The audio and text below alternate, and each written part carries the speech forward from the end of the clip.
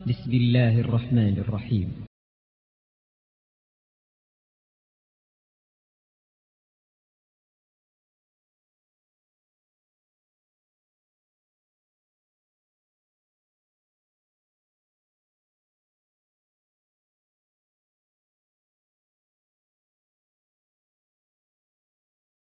السلام عليكم ورحمة الله وبركاته. بسم الله الرحمن الرحيم. الحمد لله رب العالمين والصلاة والسلام على سيد المرسلين نبينا محمد وعلى آله وصحبه أجمعين. أما بعد فأعوذ بالله من الشيطان الرجيم. كاف ها يا عين صاد ذكر رحمة ربك عبده زكريا إذ نادى ربه نداء خفيا قال رب إني وهن العزم مني واشتعل الرأس شيبا ولم أكن بدعائك رب شقيا. আল্লাহ পাক রব্বুল আলামিনের সমস্ত প্রশংসা যে আল্লাহ পাক কোরআনে কারীম নাযিল করেছেন আর তার দ্বারা অসংখ্য মানুষকে আল্লাহ পাক হেদায়েতের পথে নিয়ে এসেছেন। সালাত এবং সালাম নাযিল করেছেন মুহাম্মদ সাল্লাল্লাহু আলাইহি সাল্লামের উপর, যাকে আল্লাহ পাক রব্বুল আলামিন কোরআনে কারীম দিয়ে শেষ রাসূল করে সম্মানিত করেছেন। আমাদের আজকে তাফসীর হবে সূরাত মারইয়ামের, এমন সূরা যেই সূরায় মারইয়াম আলাইহাস সালামের ঘটনা বর্ণনা করা হয়েছে, তাই বলে এই সূরার নাম হচ্ছে সূরায়ে মারইয়াম। এছাড়াও আরো আম্বিয়া রাসূলগণের কথা উল্লেখ করা হয়েছে, তবে বিশেষ একটা অংশকে নিয়ে এই সূরার নামকরণ হয়েছে সূরায়ে মারইয়াম। নবী করিম সাল্লাল্লাহু আলাইহি ওয়াসাল্লামের সাহাবায়ে কেরামরা যখন মক্কি জীবনে জুলমের শিকার হলেন কাফেরদের পক্ষ থেকে, তখন তারা প্রথম হিজরত করেছিলেন কোন দেশে বলতে পারেন? হাবাসা, আবেসিনিয়ায় হিজরত করেছিলেন। এই আবেসিনিয়া হাবাসার বাদশাহ ছিলেন নাজাশী, খ্রিস্টান দেশের মানুষ, খ্রিস্টান। এই নাজাশী পরে ইসলামও গ্রহণ করেছিলেন। নাজাশীর সামনে যখন জাফর রাদিয়াল্লাহু তাআলা আনহু রাসূলুল্লাহ সাল্লাল্লাহু আলাইহি সাল্লামের চাচাতো ভাই আবু তালেবের ছেলে, তিনি যে খুতবা পেশ করেছিলেন, বক্তব্য পেশ করেছিলেন ইসলাম সম্পর্কে এবং মুসলিমদের সম্পর্কে, মুহাম্মদ রাসূলুল্লাহ সাল্লাল্লাহু আলাইহি ওয়াসাল্লাম সম্পর্কে, যে আমরা কারা, আমরা কি নিয়ে উঠেছি, কি উদ্দেশ্যে এসেছি, মানুষের কাছে আমরা কোন দাওয়াত পেশ করছি। কারণ দিন ইসলামের দাওয়াতকে কাফের যে প্রতিনিধি সে আবেসিনিয়ায় পৌঁছেছিল, এই মজলুমদেরকে ফিরিয়ে নিয়ে এসে আবার জুলম অত্যাচার করার জন্য তারা তাদের ভাবমূর্তিকে বিকৃত করে পেশ করেছিল। এরা লুণ্ঠনকারী, এরা চোরবাটমার, এরা অসৎ লোক আমাদের সমাজে, এরা খারাপ লোক, বাজে লোক, এরা আমাদের ধর্মকে গালি দিচ্ছে, আমাদের দেবদেবীকে গালি দিচ্ছে, এমনকি আপনাদের ঈসা মারিয়াম তাদেরও মানহানি করছে। এইসব মিথ্যা কথা মিশিয়ে বাতিল কথা অসৎ উদ্দেশ্যে কাফেরদের প্রতিনিধি বলেছিল। তখন জাফর রাদিয়াল্লাহু তাআলা আনহুকে ডেকে নাজাশী জিজ্ঞাসা করলেন যে বলো তোমাদের দাওয়াত কি, তোমাদের মূল বিষয়বস্তু কি, যা তোমরা পেশ করছো মানুষের সামনে। সেই সময় নিজের কথা না বলে সূরা মারইয়ামের বেশ কিছু আয়াত প্রথম থেকে বা সূরা মারইয়ামটা পুরোই তিনি পড়ে শুনিয়েছিলেন, যাতে প্রথম দিকে জাকারিয়া আলাইহিস সালামের কথা, তারপরে মারইয়াম আলাইহিস সালামের কথা, তার ছেলে ঈসা আলাইহিস সালাম যে আব্দুল্লাহ ইবনুল্লাহ নন, আল্লাহর বান্দা, আল্লাহর পুত্র নন, এবং তিনি নবী ছিলেন, তিনি আল্লাহর অংশীদার, মাবুদ, আল্লাহর ছেলে, আল্লাহর পার্টনারও ছিলেন না। এবং ইয়াহুদিরা যেমন মানহানি করে তাকে জারুর সন্তান বলেছে, তাও ছিলেন না, আল্লাহর নেক বান্দা ছিলেন। আল্লাহ পাক রব্বুল আলামিন বিশেষ কুদরতে, বিশেষ নির্দেশে, অলৌকিকত্বভাবে, মুজিজা রূপে আল্লাহ পাক রব্বুল আলামিন তাকে সৃষ্টি করেছিলেন। তার সৃষ্টি হচ্ছে আল্লাহ পাকের পক্ষ থেকে এক মুজিজা। এসব বিষয়গুলি এতে আছে। আর আম্বিয়া রসুলগণের কথা আছে, শ্রদ্ধার সাথে সমস্ত আম্বিয়া রসুলগণ আগের যারা, তাদের নাম উল্লেখ করা হয়েছে, তাদের গুণাবলী বর্ণনা করা হয়েছে। এসব যখন তেলাওয়াত করে শোনালেন জাফর রাদিয়াল্লাহু তাআলা আনহু নাজাসী রাদিয়াল্লাহু আনহু পর ইসলাম কবুল করেছিলেন এবং তারই একমাত্র গায়বানা জানাজা নবী করিম সাল্লাল্লাহু আলাইহি ওয়াসাল্লাম পরে ইন্তেকালের খবর পেয়ে পড়েছিলেন মদিনায়। তিনি কেঁদে ফেলেছিলেন, তার দাড়ি ভিজে গিয়েছিল কাঁদতে কাঁদতে, আর বলেছিলেন যে আল্লাহর কসম করে বলছি যে এই জাফর যা পেশ করলো এই আয়াতগুলিতে এর চাইতে ঈসা আলাইহিস সালাম বা মারিয়াম আলাইহিস সালাম কিঞ্চিত পরিমাণ ওপরেও না। এরপরেও দ্বীনে ইসলাম অস্পষ্ট খ্রিস্টানদের সামনে, ইহুদিদের সামনে, অমুসলিমদের সামনে বা মুসলিমদের সামনে, যাদের কাছে আল্লাহ পাক রব্বুল আলামিন এই দ্বীনের নিয়ামত রেখেছে, তারা এই নিয়ামতের কদর করলো না, তাহলে অন্য লোকেরা কি কদর করবে? অন্য লোকেরা এর কি মূল্য দেবে? অন্য লোকেরা বিজাতিরা কি করে আপনাদের দ্বীনের দিকে আকৃষ্ট হবে যদি আপনারা নিজের দ্বীনের গুরুত্ব না বুঝেন? আল্লাহ পাক যেন সকলকে হিদায়াত দান করেন। এবং দ্বীনে ইসলাম যে মধ্যপন্থা, এতে সমস্ত আম্বিয়া রসুলগণের শ্রদ্ধা, সম্মান, ইজ্জত পেশ করা হয়েছে। সমস্ত নবীদের প্রতি ঈমান নিয়ে আসলেই একজন মুমিন মুসলিম হতে পারে, পক্ষান্তরে অন্য ধর্মে তা নেই। ইহুদিরা যদি মুসা আলাইহিস সালামের মানার দাবিদার হয়, যদিও তারা মানে না, দিনকে বিকৃত করেছে, মানার দাবিদার হয়, তো ঈসা আলাইহিস সালামের মানহানি করে। কোন দিকে অতিরঞ্জন বাড়াবাড়ি করে, কোন ক্ষেত্রে মানহানি করে। উযাইরকে আল্লাহর পুত্র বলে অতিরঞ্জন বাড়াবাড়ি করে কুফরি করেছে, আর ঈসা আলাইহিস সালামকে যার সন্তান বলে কুফরি করেছে মিথ্যা অপবাদ দিয়ে, আর এ বেয়াদবি করে ইহুদিরা। খ্রিস্টানরা আল্লাহ পাক রব্বুল আলামিন ঈসা আলাইহিস সালামকে যে মর্যাদা দিয়েছিলেন সেই মর্যাদা থেকে উপরে উঠিয়েছে। আল্লাহর পুত্র, না হয় আল্লাহর অংশী, তিনের এক, তিন খোদার এক খোদা ইত্যাদি, বা যিনি আল্লাহ তিনি ঈসা। যেমন এই খ্রিস্টানদের মধ্যে বিভিন্ন ফিরকা, বিভিন্ন দল উপদল রয়েছে, এইসব ভ্রান্ত মতবাদে বিশ্বাসী। তাহলে ঈসা আলাইহিস সালাম যে দিন নিয়ে নাজিল এসেছিলেন আল্লাহর পক্ষ থেকে, যেই দিন আল্লাহ পাক নাজিল করেছে ঈসা আলাইহিস সালামের উপর, সেই দিনের উপরেও খ্রিস্টানরা নেই। পক্ষান্তরে ঈসা আলাইহিস সালাম যেই দিন নিয়ে এসেছিলেন তার মৌলিক বিষয় তাওহীদ, আল্লাহ পাকের রিসালাত, পরকালের বিশ্বাস, ভালো কাজ করা, মন্দ কাজ থেকে বেঁচে থাকা, এই দিনের উপর মুসলিমরা রয়েছে যারা কোরআন সুন্নাহ মোতাবেক দ্বীন ইসলাম পালন করে। আসেন দেখা যাক সূরা মারইয়ামের তাফসীর, তাতে বুঝতে পারবেন যে আল্লাহ পাক রব্বুল আলামিন কিভাবে কোরআনে কারীমে আম্বিয়া রাসূলগণের মর্যাদার কথা উল্লেখ করেছেন, যাতে নেই কোনো বাড়াবাড়ি, অতিরঞ্জন আর আল্লাহর সাথে শরীক করা, আর নেই কোনো রকমের মানহানি বা কোনো রকমের ত্রুটি। আল্লাহ পাক ইরশাদ করেছেন কাফ হা ইয়া আইন সদ, এই অক্ষরগুলি হচ্ছে বিচ্ছিন্ন অক্ষর, হুরুফে মুকাত্তাআত আরবি ভাষায় বলা হয়, যেগুলোর উদ্দেশ্য আল্লাহ পাকই ভালো জানেন। তবে তাফসীরকারদের বিভিন্ন মতের মধ্যে সবচাইতে বলিষ্ঠ সঠিক মত হচ্ছে যে এই রকম বিচ্ছিন্ন অক্ষরগুলি দিয়ে আল্লাহ পাক রব্বুল আলামিন কাফের জাতিকে, যারা কোরআনকে আল্লাহর কিতাব বলে মানতে রাজি হয়নি, অস্বীকার করেছিল, আরব মুশরিকরা যাদের মাতৃভাষা আরবি ছিল, তারা মুহাম্মদ রাসূলুল্লাহ রচিত এই কোরআন বলতো, তাদেরকে চ্যালেঞ্জ করা হয়েছে যে কাফ হা ইয়া আইন সদ, এগুলি আলিফ থেকে ইয়া পর্যন্ত যেই বর্ণগুলি আছে তারই, আর এগুলি তোমাদের কাছেও আছে, কোরআনে কারীমেও আছে। কোরআনে কারীমের বাণী এই আলিফ থেকে ইয়া পর্যন্ত অক্ষর দিয়েই তৈরি হয়েছে, এর বেশি অতিরিক্ত কোনো অক্ষর নেই। আছে কি অতিরিক্ত? তোমাদের কাছে ওই অক্ষরগুলি আছে। যদি কোরআনে কারীম আল্লাহ পাকের বাণী না হয়, মুহাম্মাদের রচিত হয়, তাহলে তোমরাও বড় বড় পণ্ডিত, বড় বড় কবি দেখাও, তোমাদের মধ্যে বড় বড় কবিদেরকে বলো এইরকম কাব্য রচনা করে দেখিয়ে দিই কোরআনের মতো অলঙ্কারপূর্ণ বাণী, তা তারা করতে সক্ষম হয়নি। সুতরাং স্পষ্ট প্রমাণ করে এই কথা যে কোরআনে কারীম আল্লাহ পাক রব্বুল আলামিনের বাণী। মহান আল্লাহ ইরশাদ করছেন যিকরু রাহমাতি রাব্বিকা আবদাহু যাকারিয়া, এটি হচ্ছে এই হাজা, এখানে উজ্জ আছে, এটি হচ্ছে হাজা যিকরু রাহমাতি রাব্বিকা, এইরকম আসলে বাক্য আছে।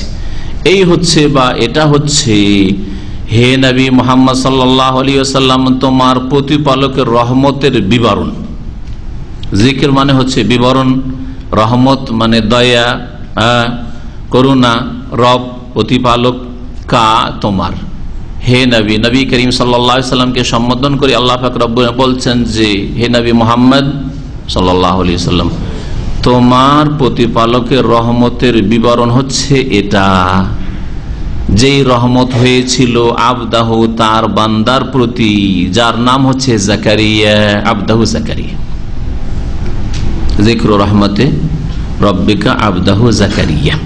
আরবি গ্রামার যারা বুঝেন তারা এখানে দেখবেন যে মোজাফ আছে কয়েকটা, এগুলোকে বলা হয় পরস্পর মোজাফ। যিকরু মোজাফ, রহমতে মোজাফিল, আবার মোজাফ, রব মোজাফ এলে মোজাফ, তারপরে কাপ মোজাফ এলে। তো এগুলি গ্রামারের দিক, যারা গ্রামার বুঝেন, মাদ্রাসায় যথেষ্ট পড়েছেন, অল্প স্বল্প পড়লে অনেক সময় বুঝবেন না। পরস্পর এজাফত, যেগুলি সাধারণ মানুষের জেনে তেমন উপকার নেই, তবে আমাদের তাফসীরগুলো অনেক সময় আলেম সমাজের লোকেরাও শোনে, মাদ্রাসার ছাত্ররাও শোনে, তারা উপকৃত হইতে পারে। আল্লাহ পাক যেন সকলকে উপকৃত করেন, সেই জন্য এইরকম কিছু কথা বলি, যদিও আপনাদের বোধগম্য অনেক সময় না হয়। জাকারিয়া আলাইহিস সালাম যে আল্লাহ পাকের বান্দা, তার ওপর হে নবী মুহাম্মদ তোমার প্রতিপালকের করুণা রহমতের বিবরণ পেশ করছি। এটা হচ্ছে বিবরণ।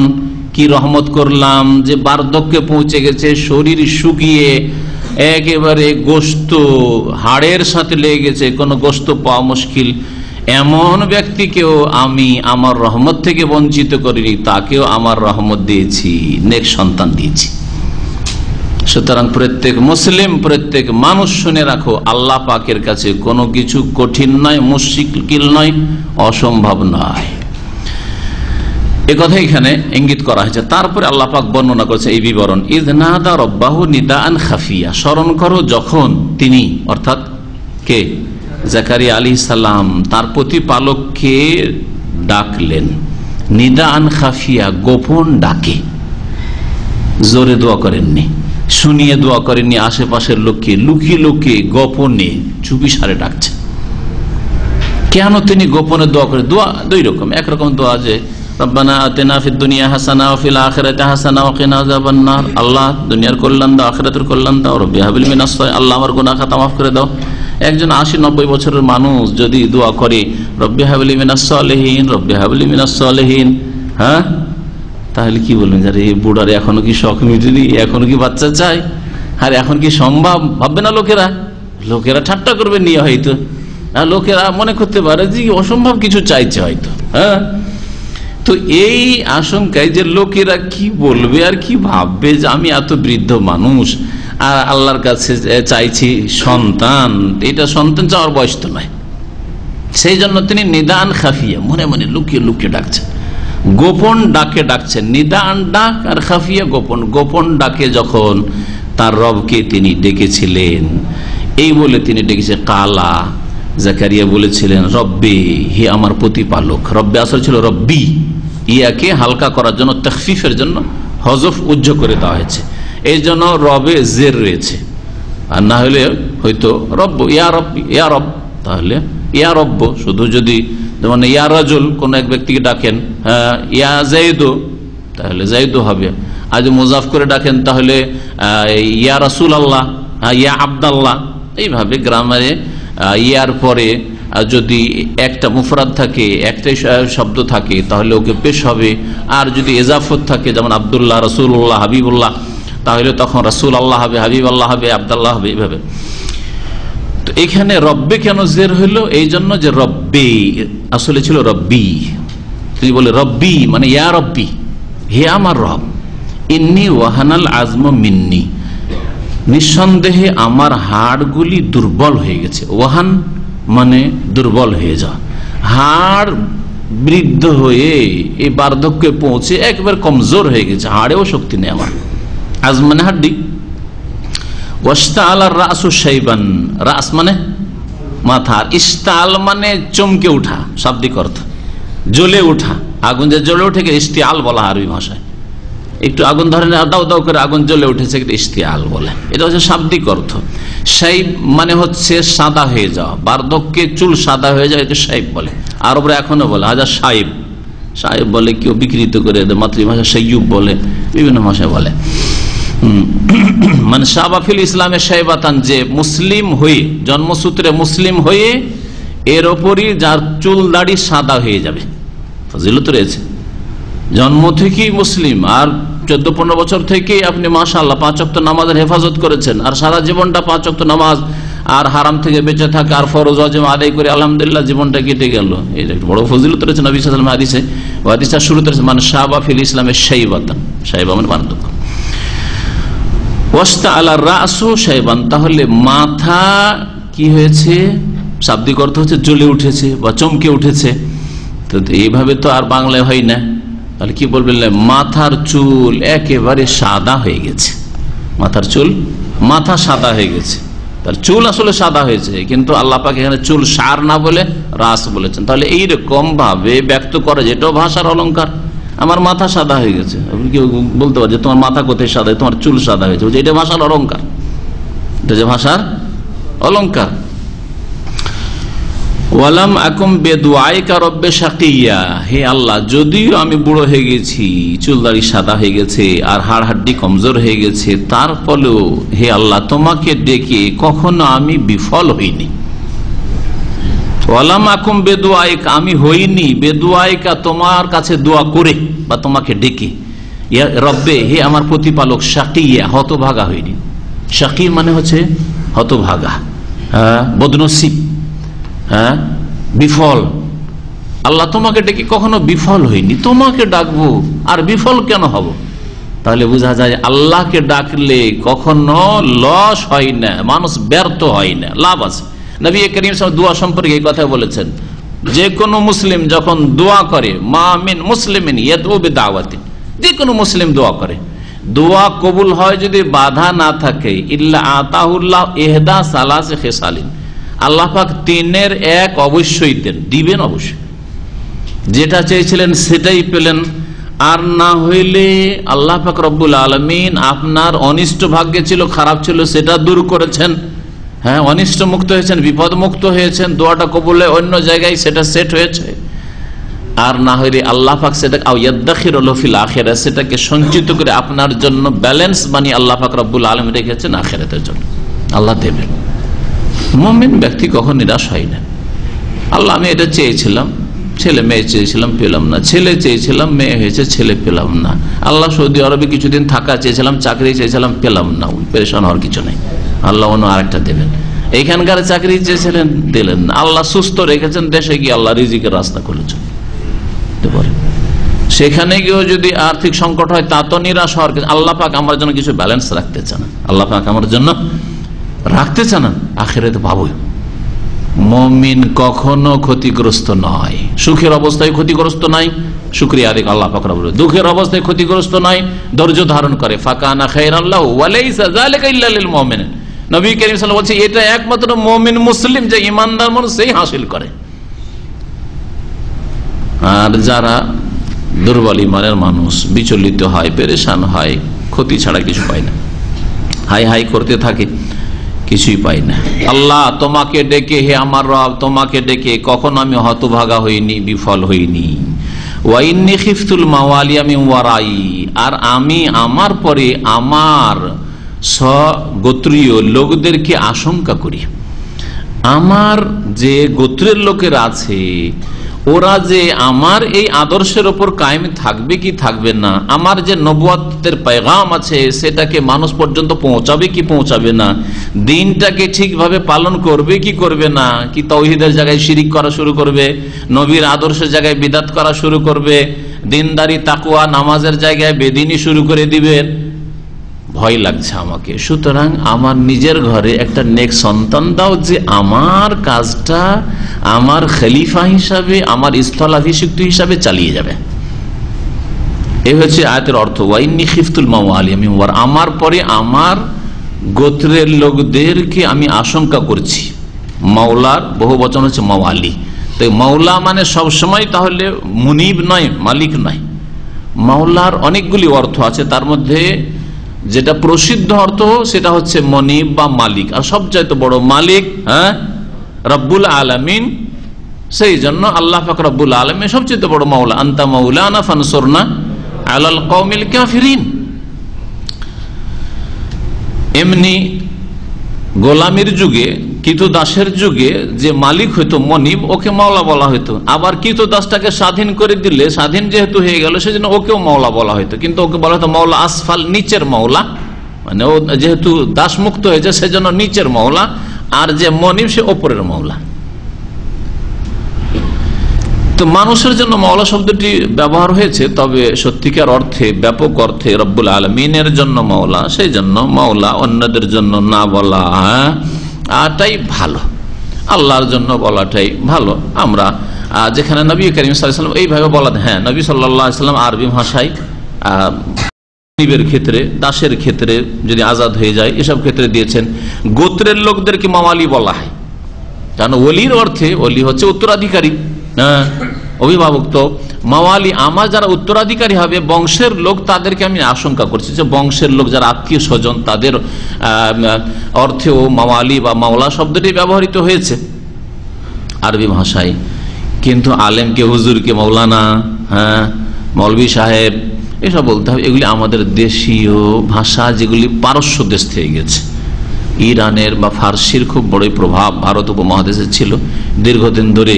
মুসলিম শাসকদের রাষ্ট্রীয় ভাষা ফার্সিও ছিল, আবার উর্দু তারা, তারপরে ভারত শাসনের জন্য উর্দু তারা আবিষ্কার করলো, উর্দু ভাষা, ফার্সি, তুর্কি আর হিন্দি, আরবি কিছু মিলিয়ে যে ভাষাটা তৈরি হলো যার নাম উর্দু। তো এই জন্য আমাদের মুসলিম সমাজে এই ভাষাগুলি থেকে গেছে, যেগুলো পারস্য দেশ থেকে গেছে। যে ভয়টা করেছেন, এই ভয় নয় যে আমার ধন সম্পদ আমার আত্মীয় স্বজনা লুটপাট করে নেবে বা পরে খাবে, আমার ছেলে হবে, আমার ছেলে খাবে না, এই উদ্দেশ্য নাই। কারণ এটা অনেকে ভাবতে পারে আয়াতের তরজমা পড়ে, শুধু তরজমা পড়লে ওইভাবে ভাববে। যেমন আজকাল যদি কোনো মানুষের ছেলে মেয়ে না থাকে, তাহলে ওর ধন সম্পদ কে নেবে? কে নেবে বলেন? দূরের আত্মীয় স্বজন। ছেলে মেয়ে নেই, স্ত্রী অল্প পেলো, বাকিটা স্ত্রী তো সব নিতে পারে না, শুধু 1/4 ছেলে মেয়ে নেই, সুতরাং 4 আনা পাবে, 25 পয়সা পেলো, 75 পয়সা, 75 পয়সা নিয়ে যাবে, চাচারা নিয়ে যাবে। বাপও আগে ইন্তেকাল করেছে, মাও আগে ইন্তেকাল করেছে, তাহলে বাপ মা তো নিতে পারবো না, তাহলে কে নিবে? চাচারা নিয়ে যাবে। চাচারা নেই, চাচা তো ভাইরা নিয়ে যাবে, চাচা তো ভাই নাই, তো ভাতিজা থাকলে ভাতিজারা নিয়ে যাবে, তো অন্যরা নিয়ে গেল। অনেকে বরং অধিকাংশ মানুষ এইরকম লোকদের, আত্মীয় স্বজনদেরকে ধন সম্পদ দিতে চায় না।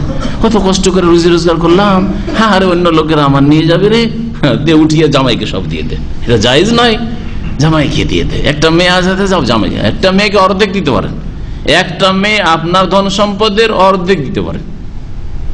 2 মেয়ে আছে, 2/3 2/16 দিতে পারেন, বাকি 1/3 যে বাঁচলো, 2 এর বেশি থাক, 10টা মেয়েও যদি থাকে 2/3 দিতে পারে। 1/3 আপনি চান আর না চান, আপনার বাপ মানে চাচারা পাবে, চাচারা নেই চাচাতো ভাইরা পাবে। আল্লাহ পাক এভাবে ভাগ করে দিয়েছেন, কিন্তু মানুষের স্বভাব হচ্ছে এটা পছন্দ করে না। তো এইরকম যেহেতু মন মেজাজ হয়ে আছে, এই ভুল মন মেজাজ নিয়ে আয়াত বুঝার চেষ্টা করলে ভুল বুঝবে। জাকারিয়া আলাইহিস সালাম হয়তো ওইরকমই মনে করেছিলেন যে আল্লাহ আমার আত্মীয় স্বজন হলে ভয় লাগছে, আমার ধন মাল তো নিয়ে যাবে। নবীরা তো প্রথম কথা আত্মীয় স্বজনদেরকে ধন সম্পদের ওয়ারিসি বানান না, যা ছেড়ে যান তা সাদকা হয়ে যায়। সহিহ বুখারীর হাদিস, নাহনু মাআশিরুল আম্বিয়া। শুধু নবী নিজের কথা বলছেন না, বলছেন আমরা নবীদের দল, আম্বিয়া রসুলগণ, লা নুরিসু, কাউকে ধন সম্পদের ওয়ারিস বানাই না, উত্তরাধিকারী বানাই না। মা তারাকনাহু ফাহুয়া সাদাকা, যা ছেড়ে যায় পরিত্যক্ত ধন তা কি হয়ে যায়? সাদাকা হয়ে যায়। এই জন্য রাসূলুল্লাহ সাল্লাল্লাহু আলাইহি ওয়াসাল্লাম ইন্তেকালের পরে আবু বকরের কাছে আসলেন, ওমরের কাছে আসলেন, আবু বকরের কাছে আসলেন প্রথম, ফাতেমা রাদিয়াল্লাহু তাআলা, তারপরে তো 6 মাসের মধ্যে ইন্তেকাল করে গেলেন। চেয়েছিলেন যে নবী করিম সাল্লাল্লাহু আলাইহি ওয়াসাল্লামের যেগুলি খোমস থেকে বিভিন্ন এলাকার ধন সম্পদগুলি আছে, যে সেগুলি আমাদেরকে ভাগ করে দিন। বলছেন না, ভাগ করে দেওয়া হবে না, এইটা আলে বাইত যারা রাসূলের বংশধর তারা সেখান থেকে খাবে, কিন্তু নবীর ধন সম্পদ ভাগ করে দেওয়া হবে না, কারণ ভাগ করা নিষেধ, ওয়ারিস কেউ হইতে পারে না। জাকারিয়া আলাইহিস সালাম ওই চিন্তাই তিনি পেরেশান ছিলেন না, বরং কোন চিন্তা ছিল যে আমার দিনকে, আমার নিয়ে আসা ধর্মকে বিকৃত করে দিবে, এরা বেদিন হয়ে যাওয়ার আশঙ্কা আছে। কিন্তু আমার এক ছেলে, আল্লাহ তুমি নেক ছেলে দিবে, সে নবী হবে, আমার দাওয়াতটা প্রচার করবে। যেমন একজন নেক মানুষ, একজন সৎ মানুষ, একজন আলেম দিন, সে ছেলে এটা আলেম হোক, যাতে করে সেও দিনের দাওয়াতের কাজ করে, দিনের খেদমত করে, দিনের প্রচারটা হইতে থাকে। এটা হচ্ছে একজন ভালো মানুষের আশা আকাঙ্ক্ষা। ওই রকমই বিষয়টা ছিল। ওয়া ইন্নী খিফতুল মাওয়ালিয়া মিন ওয়ারাইর তাফসীর হচ্ছে এটা। ওয়া কানাত ইমরাআতি আকিরান, কিন্তু আল্লাহ তোমার কাছে আশাও করছি, আবার আমার স্ত্রী হচ্ছে বন্ধ্যা। আকির মানে হচ্ছে বন্ধ্যা, মাঝা। ফাহাবলি মিল্লাদুনকা ওয়ালিয়া, তারপরেও তোমার পক্ষ থেকে বিশেষ হাবলি, আমাকে দান করো। হাব মানে দান করো, ওয়াহাবা ইয়াহাব থেকে আমরা সে হাব দান করো, লি আমাকে, মিল্লাদুনকা তোমার তরফ থেকে, স্পেশাল তোমার হুকুমে। সাধারণ এই বুড়ো বয়সের ছেলে মেয়ে হয় না, আর স্ত্রী সারা জীবন ধরে বন্ধ্যা থাকলো, ছেলে মেয়ে হওয়ার আশা করা যায় না। তোমার পক্ষ থেকে তোমার কুদরতে কামেলাই তুমি আমাকে দান করো ওয়ালিয়া, একজন উত্তরাধিকারী, ওয়ারিস। ওলি ছেলেকে এখানে ওলি বলে ব্যক্ত করা হইল। হ্যাঁ, ওলি মানে বন্ধু, ওলি মানে দোস্ত, হ্যাঁ, ওলি মানে অভিভাবক, ওলি মানে পৃষ্ঠপোষক, উপর দিকে হয়। আর ওলি মানে ছেলে, যার পৃষ্ঠপোষক আপনি, অভিভাবক আপনি। আর আল্লাহ পাককে বলি আল্লাহু ওয়ালিয়ুস সালিহিন, নেক লোকদের আল্লাহ পাক রব্বুল ওলি, অভিভাবক, পৃষ্ঠপোষক, হ্যাঁ, কর্মবিধায়ক আল্লাহ পাক রব্বুল আলামিন মালিক। ইয়ারেসুনি, যে আমার উত্তরাধিকারী হবে, ওয়ারিস হবে। ওয়ারিসু মিন আলি ইয়াকুব, আর ইয়াকুব বংশের উত্তরাধিকারী হবে। তাহলে কিসের উত্তরাধিকারী? ইলমের, নবুয়াতের, হ্যাঁ, আল্লাহ প্রদত্ত দিনের জ্ঞানের, এই ওয়ারিস হবে। ওয়াজআলহু রাব্বি রাদিয়া, আর হে আল্লাহ তাকে, হে প্রতিপালক আমার, তাকে তুমি সন্তুষ্টির পাত্র বানিয়ে দাও, সন্তুষ্টির আধার বানিয়ে। রাজিয়া, ইয়ারজা থেকে রাজিয়া মানে মারদিয়া, সন্তুষ্টির পাত্র বা সন্তুষ্টির আধার বানিয়ে দাও। তাকে পেয়ে আমি যাতে সন্তুষ্ট হয়ে যাই, আমার স্ত্রী সন্তুষ্ট হয়, জাতি সন্তুষ্ট হয়, যে মানুষ দেখে, তার সাথে চলে, তার কথা শুনে, যাতে করে সন্তুষ্ট হয়, রাদিয়া আল্লাহ বানিয়ে দাও তাকে। এই দোয়া হইল আল্লাহ পাকের কাছে। আল্লাহ পাক দোয়া শুনলেন। অন্য জায়গায় সূরা আলে ইমরানে দোয়ার ক্ষেত্রে দোয়ার ভাষা অন্যরকম ভাবে আছে। কেউ বলতে পারেন, কোন হাফেজ সাহেবেরা, আলেম সাহেবেরা, মাদ্রাসা পড়া ভাইয়েরা বলেন দেখি, আছে কেউ হাফেজ? হ্যাঁ, কি দোয়া করেছিলেন? হ্যাঁ, এই তো হাফেজ সাহেব আছে। হ্যাঁ, রব্বে হাবলি মিনাস সালিহিন ফাবাশশারনাহু বিগুলামিন হালিম, এতে ইব্রাহিম আলাইহিস সালামের দোয়া ছিল। এটা ইব্রাহিম আলাইহিস সালামের দোয়া। তাহলে জাকারিয়া আলাইহিস সালামের দোয়ার ভাষা কি ছিল? এখানে আছে কি অন্য ভাষায়, যে ডাকলেন তিনি, কোন ভাষা দিয়ে ডাকলেন? আল্লাহ, আমি এরকম হয়ে গেছি, তোমাকে ডেকে আমি বিফল হব না, তুমি আমাকে ফাহাবলি মিল্লাদুনকা ওয়ালিয়া।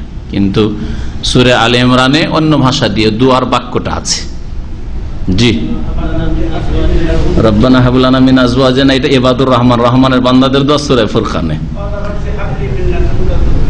রব্বে হাবলি মিন লাদুনকা যুররিয়াতান তাইয়্যিবা ইন্নাকা সামিউদ দুআ। রব্বে হাবলি, হে আল্লাহ আমাকে দান করো, মিন লাদুনকা তোমার পক্ষ থেকে, যুররিয়াতান তাইয়্যিবা, হ্যাঁ, নেক, হ্যাঁ, সৎ, ভালো সন্তান, ইন্নাকা সামিউদ দুআ, নিশ্চয় তুমি দোয়া শ্রবণকারী। আল্লাহ পাক রব্বুল আলামিন এখন জাকারিয়া আলাইহিস সালামকে ডাক দিচ্ছেন, ইয়া জাকারিয়া, হে জাকারিয়া, ইন্না নুবাশশিরুকা বিগুলাম, নিশ্চয় আমি তোমাকে সুসংবাদ দিচ্ছি, সুসংবাদ দিচ্ছি। বিগুলাম, এমন এক বালকের, এমন এক সন্তানের। নাবালক ছেলেকে গোলাম বলা হয়, ছোট শিশু হইতে পারে, যতদিন নাবালক আছে গোলাম, আর সাবালক হয়ে গেলে আর গোলাম তখন থাকে না, তখন সাব, যুবক,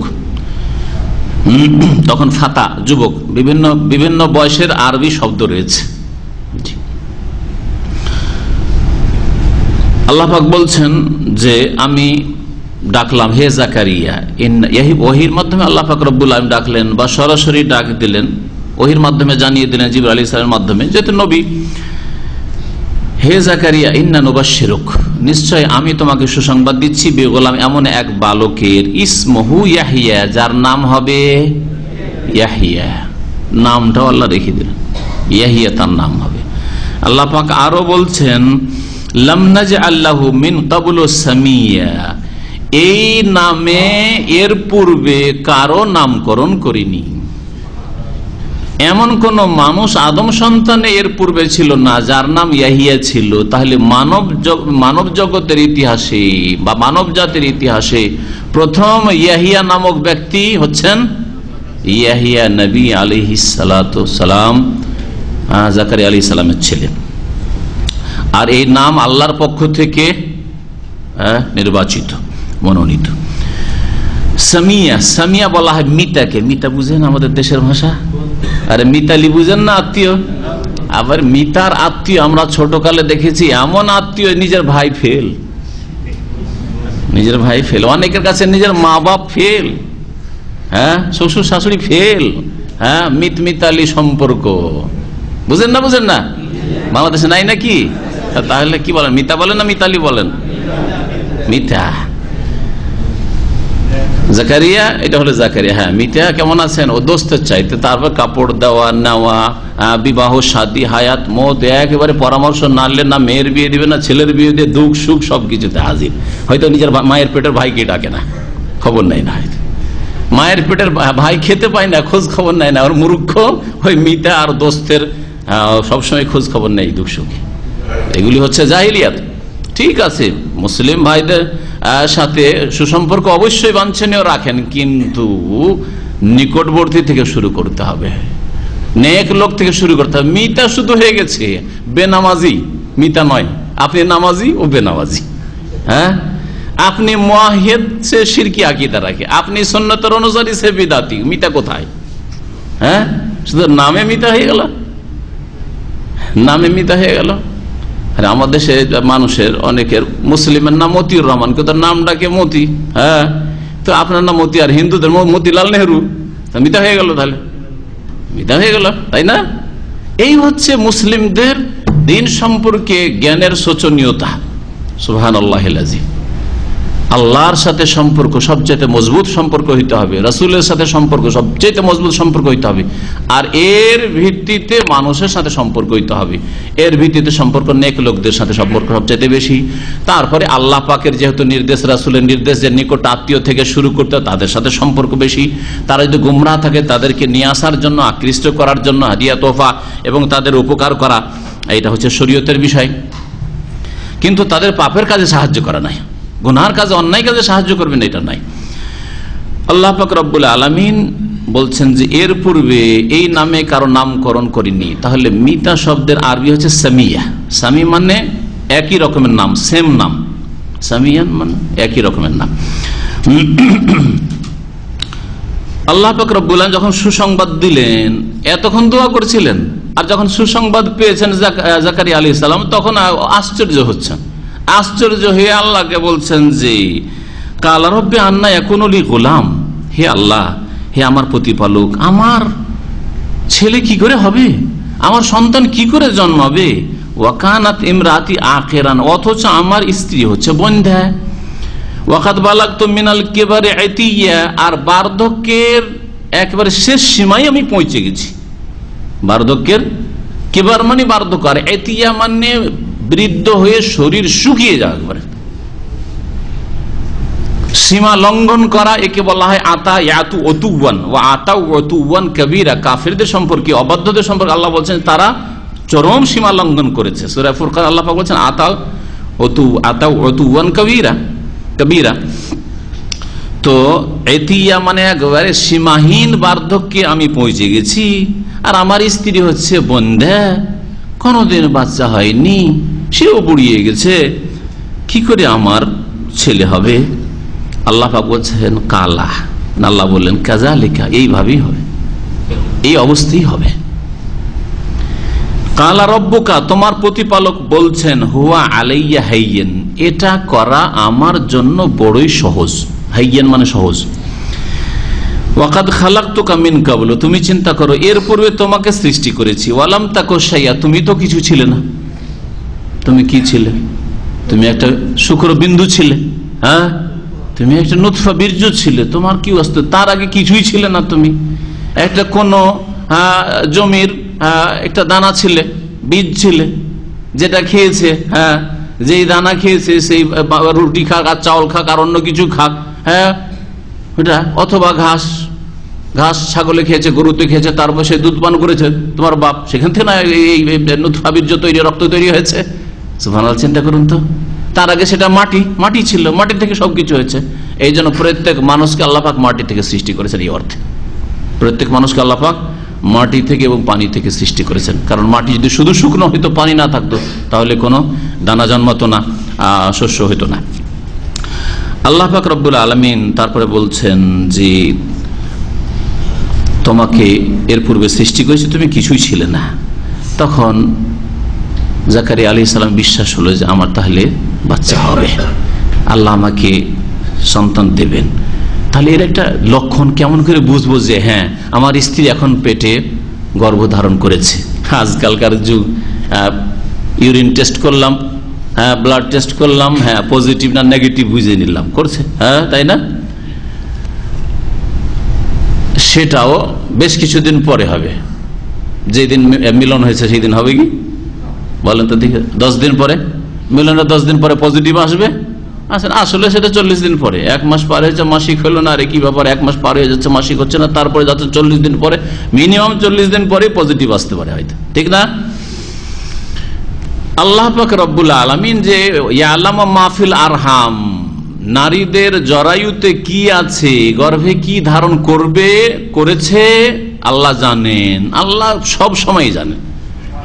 একটা 5 বছর 2 বছরের মেয়ে, অথবা এখনো মেয়ে জন্মায়নি, মায়ের কোলে আছে অথবা মায়ের পেটে আছে, এই মেয়ে জন্মাবে, জন্মার পর ওর পেটে কটা বাচ্চা হবে তাও আল্লাহ পাক জানেন। তাহলে এই মানুষের কিছু অস্তিত্ব চলে আসার পরে সায়েন্সের মাধ্যমে জেনে নেওয়া, মেডিকেলের মাধ্যমে জেনে নেওয়া, সেটা গায়েব জানা নাই, সেটা যন্ত্রের সাহায্যে জানছে। এমনি বলুক তো দেখি, এটা মহিলা 2 মাস ধরে এখন মাসিক হয়নি, শুধু দেখতেই বা না দেখে বাড়িতে বসে বলুক তো দেখি যে না না পজিটিভ হয়ে গেছে, পারবে? হবে, রক্ত চেক করছে আর না হলে পেশাব চেক করছে বা কিছু। তো আল্লাহ পাক রব্বুল আলামিনের কথা সত্য, আল্লাহ পাকের কথা সায়েন্স আর টেকনোলজি আর মেডিকেল উন্নতি করে কখনো এই কথা মিথ্যা প্রমাণ হবে না। যে রাহেমের কথা, জয়রাবির কথা একমাত্র আল্লাহ পাক জানেন। বিশেষ একটা পর্যায়ে গিয়ে যখন মানুষের জানার মতো ক্ষমতা তৈরি হয়েছে তখন জানতে পারে। ছেলে আছে না মেয়ে আছে, ছেলে আছে না মেয়ে আছে বলুক তো 3 মাসের, 1 মাসে, 2 মাসে। তো আল্লাহ পাক রব্বুল আলামিন তারপরে বলছেন যে জাকারিয়া আলাইহিস সালাম আল্লাহকে দরখাস্ত করলেন, রব্বে, হে প্রতিপালক, ইজআলি আয়া, আমার একটা লক্ষণ বাতলে দাও, নিদর্শন, চিহ্ন বলে দাও যে এখন আমার স্ত্রী গর্ভধারণ করেছে, তার লক্ষণ হচ্ছে এটা, কি করে বুঝবো আমি? কালা, তখন আল্লাহ বলেন, আয়াতুকা, তোমার লক্ষণ হচ্ছে বা নিদর্শন হচ্ছে, আল্লাহ তুকাল্লিমান নাসা সালাসা লায়ালিন সাওয়িয়া, 3 দিন ধরে, লায়াল মানে 3 রাত, 3 রাত মানে 3 দিন 3 রাত। অনেক সময় রাত বলে 3 দিন 3 রাতকে বলা হয়েছে, অনেক সময় দিন বলে রাত দিন দুটোইকে বোঝানো হয়েছে। যেমন এখানে সালাসা লায়ালিন, লাইলাতুনের বহু বচন। আর এই ঘটনাই সূরা আলে ইমরানে আল্লাহ পাক যখন বর্ণনা করেছেন তখন আয়াতুকা আল্লাহ তুকাল্লিমান নাসা সালাসাতা আইয়ামিন ইল্লা রমজান, একটি আয়াতকে আরেক আয়াতের সাথে মিলান। তোমার নিদর্শন হচ্ছে, তোমার যে স্ত্রী গর্ভধারণ করেছে এর লক্ষণ হচ্ছে, আলামত হচ্ছে, আল্লাহ তুকাল্লিমান নাস, কোন মানুষের সাথে, তোমার জাতির লোকের সাথে কথা বলতে পারবে না।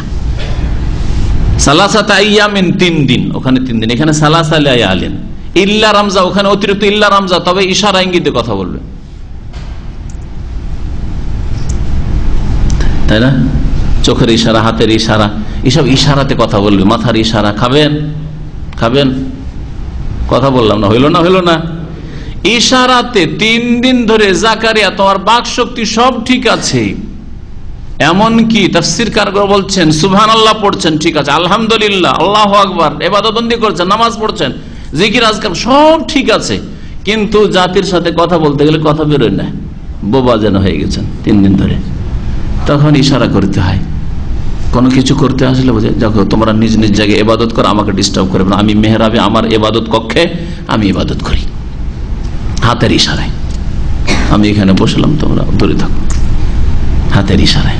সালাসাতা ইয়ামিন, এখানে আল্লাহ বলছেন সালাসা লায়ালিন সাওয়িয়া। সাওয়িয়া এখানে আরেকটা জিনিস আমরা জানতে পারলাম, যেটা রমজা দিয়ে জানতে পারলাম। রমজাতে ইশারা, ইশারায় কথা বলবে, জাতির সাথে ইশারায় কথা বলবে। আর এখানে সাওয়িয়ান মানে সুস্থ থাকা সত্ত্বেও, হালা কাউনেকা সাওয়িয়ান সাহিয়ান, অথচ তুমি সুস্থ আছো, এমন নয় যে রোগের কারণে বাকশক্তি বন্ধ হয়ে গেছে, বোবা হয়ে গেছে, কথা বলতে পারছো না, এমন নয়, সুস্থ, তারপরেও 3 দিন ধরে 3 দিন 3 রাত কথা বলতে পারছো না। যখন দেখবে যে এই 3টা দিন তো কেন মুখ সরছে না, কারোর সাথে কথা বলতে যে কথা বেরোচ্ছে না, যখন কথা বলতে পারবে না তখন ইশারা করতে হবে।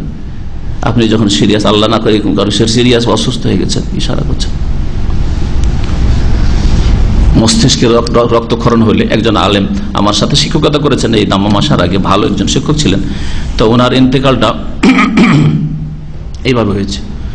খতমে বুখারী, ভালো আলেম ছিলেন, বুখারী খতম করতেন। আমাদের দেশে বুখারী খতমে বড় বড় আলেমদেরকে নিয়ে যায় মেহমান করে। বুখারী খতমের অনুষ্ঠানে গিয়ে জোহরের নামাজ পড়ে যে মুসাল্লায় বসছেন, আর সাথে সাথে মস্তিষ্ক ক্ষরণ হয়েছে। মস্তিষ্ক ক্ষরণ হইতেই আর বসে আছেন, চোখ খোলা আছে, সবকিছু, কথা বলতে পারছেন না, কথা বলতে পারছেন না। লোকেরা দেখছে যে এই শাইখ উঠেন না কেন, কি ব্যাপার, উঠেন না কেন, উঠে মজলিসে যাবেন, উঠছেন না কেন, হাত মাথায় হাত দিচ্ছে, সব বুঝতে পারছেন যে আমার কষ্ট হচ্ছে মাথায়, হ্যাঁ বা শরীরে কষ্ট হচ্ছে, আমি চলতে পারছি না, কথা বলতে পারছি, মাথায় হাত দিচ্ছে। সুবহানাল্লাহ। জি,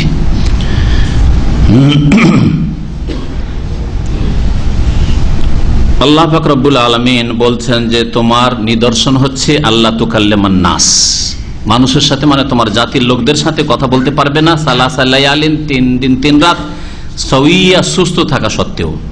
ফাখারাজা আলা কওমিহি মিনাল মিহরাব, যেদিন থেকে এইরকম শুরু হলো, বাকশক্তি বন্ধ, আর কথা বলতে পাচ্ছেন না লোকজনের সাথে, নিজ সম্প্রদায়ের উদ্দেশ্যে বেরোলেন। মিনাল মিহরাব, ইবাদতের কক্ষ থেকে। মিহরাব, মেহরাব মানে আজকাল যে মেহরাব মসজিদের বলা হচ্ছে, মসজিদের সামনে ইমামের জায়গায় যে একটু ভিতরে করা আছে, সামনের দিকে একটু জায়গা করা আছে, এটার নাম যে মেহরাব পড়েছে, এটা পরবর্তীকালে মুসলিম সমাজে এর নাম মেহরাব হয়েছে।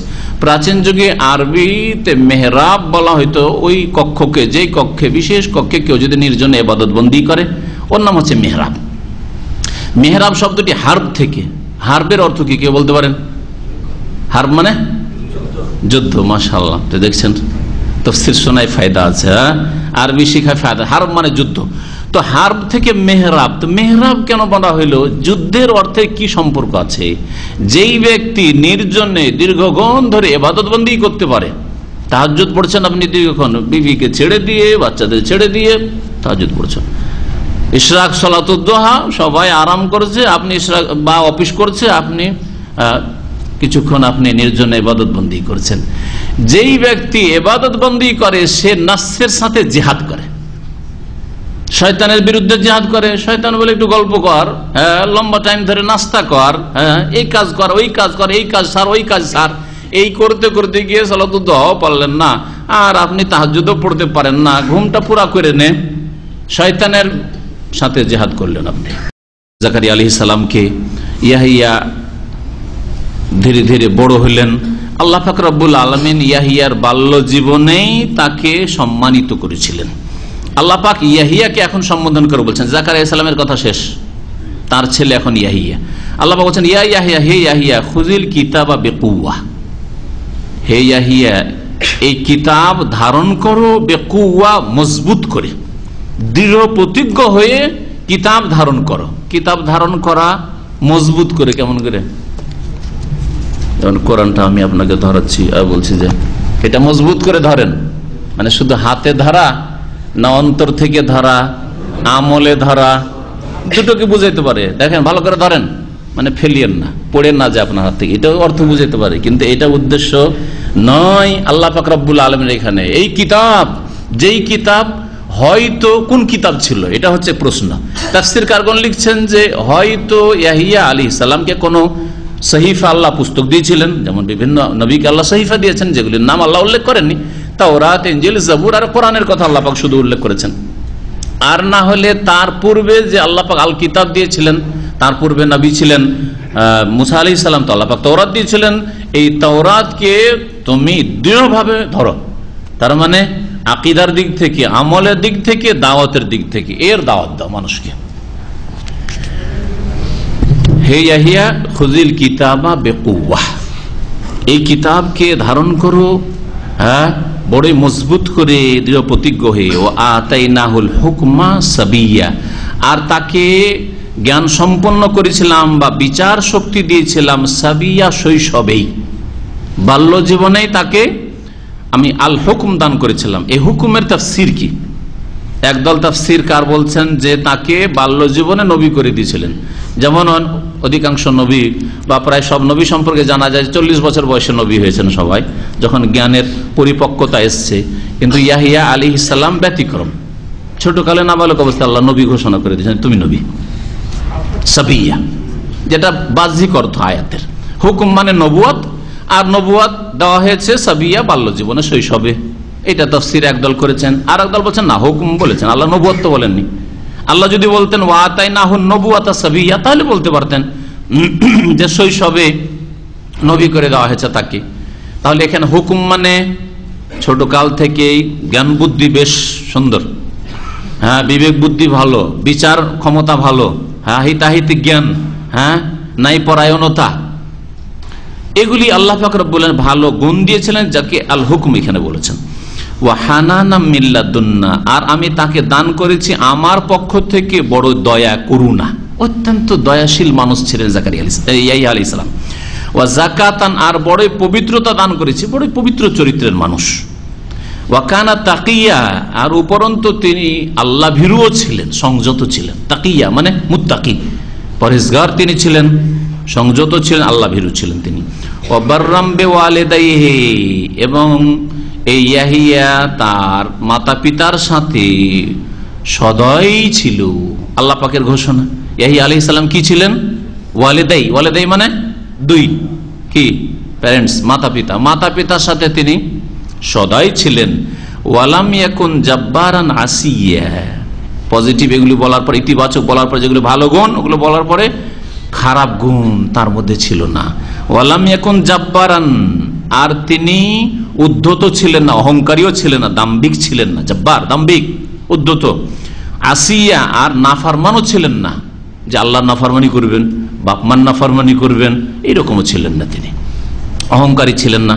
ওয়া সালামুন আলাইহি ইয়াউমা উলিদা ওয়া ইয়াউমা ইয়ামুতু ওয়া ইয়াউমা ইউবআসু হাইয়া, আর তার প্রতি শান্তির ধারা বর্ষিত হোক যেই দিন, ইয়াউমা উলিদা, যেই দিন এই ইয়াহিয়া জন্ম নিয়েছে, ওলিদা, ওয়া ইয়াউমা ইয়ামুতু, যেই দিন ইন্তেকাল করবে বা করেছে, আল্লাহ পাকের ঘোষণা, আল্লাহ পাক বলছেন ইন্তেকাল করবে। ওয়া ইয়াউমা ইউবআসু হাইয়া, আর যেই দিন তাকে জীবন্ত করে উঠানো হবে, তার পুনরুত্থান হবে। আল্লাহ পাক 3টি দিনের কথা বলেছেন। একটা দিন কি? যেই দিন তার জন্ম হয়েছে। আর একটা দিন কি? যেই দিন মওত, হ্যাঁ, ইয়ামুতু, তাহলে বোঝা গেল যে নবী রাসূলগণ মারা যান, না যান না? হ্যাঁ, এটা হচ্ছে কোরআনে কারীমের কথা, এটা হচ্ছে দ্বীন ইসলামের কথা। পক্ষান্তরে বিদাতীদের কথা হচ্ছে হায়াতুন নবী, নবী বেঁচে আছেন, নবীরা মরেন না। হ্যাঁ, ইয়ামুতু, বুঝেন না? মাতা ইয়ামুতু মানে, তাহলে বোঝা গেল যে ইয়াহিয়া আলাইহিস সালাম নবী হইলেও মারা গেছেন ইয়াউমা ইয়ামুতু, আর নবীদেরকেও আবার কবর থেকে উঠানো হবে, ওয়া ইউবআসু হাইয়া।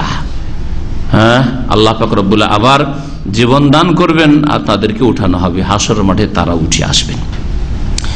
এখানে আল্লাহ পাক 3টি দিনের কথা কেন বলেছেন, এর হিকমত, এর রহস্য সম্পর্কে তাফসীরকারগণ বলছেন যে 3টে দিন, এই যে 3টি দিনের কথা বলা হয়েছে, এই দিনগুলিতে মানুষ সবচাইতে বেশি বিব্রত আর বিচলিত অবস্থায়, পেরেশান অবস্থায় থাকে। একটা দিন হচ্ছে যেই দিন মায়ের পেট থেকে দুনিয়া ভূমিষ্ঠ হয়ে আসে, বাচ্চা কোহা কোহা কোহা করে কান্না করে না? কেন? মায়ের পেটে ছিল, সেখানে থাকতে অভ্যস্ত হয়ে গেছে, শান্তি তার ছিল সেখানেই। দুনিয়ায় নতুন জগতে যখন এসছে অশান্তি লাগছে, ভালো লাগছে না, অশান্তি। যদিও হাদিসে আরেকটা এর ব্যাখ্যা এসছে যে শয়তান আঘাত করে, হ্যাঁ, আর এই আঘাত থেকে ঈসা আলাইহিস সালামকে শুধু নিরাপদ রাখা হয়েছিল, কিন্তু অশান্তি তার, নতুন জগতে যখন পদার্পণ করছে, অশান্তি, অশান্তি, মনে শান্তি পাচ্ছে না, যার ফলে কান্না করছে, যার ফলে কান্না করছে। নতুন জায়গায় গেলে পেরেশানি হয়, এর উদাহরণ একটা দেবো ইনশাআল্লাহ। আর যেই দিন মারা যাবে, দুনিয়ায় থাকতে থাকতে অভ্যাস হয়ে গেছিল, দুনিয়াকে এমন কামড়ে ধরেছে দুনিয়াদাররা, আর দিনদার হলো কামড়িয়ে না ধরলো, দুনিয়ায় থাকতে অভ্যাস, তো বিবি আছে, ছেলে মেয়েরা আছে, দোস্ত বন্ধুরা আছে, দিনী ভাইয়েরা আছে, নেক লোকেরা আছে, আলেম ওলামা আছেন, পরেশগার লোকেরা আছে, সবার সাথে থাকছি, যেই দিন যেতে হবে বড়ই কষ্টকর। নতুন জগতে যখন পদার্পণ, ইল্লিনে আর সিজ্জিনে হইলে তো আরো কঠিন ব্যাপার। একটু মৌতের সময় কষ্ট লাগবে, যে হাই মৌতের তিক্ততা আছে, মৌতের তিক্ততা, হাজিমুল লাজ্জাত, দুনিয়ার সমস্ত স্বাদকে ধূলিসাৎ করে দিবে, ধ্বংস করে দিবে এই মত।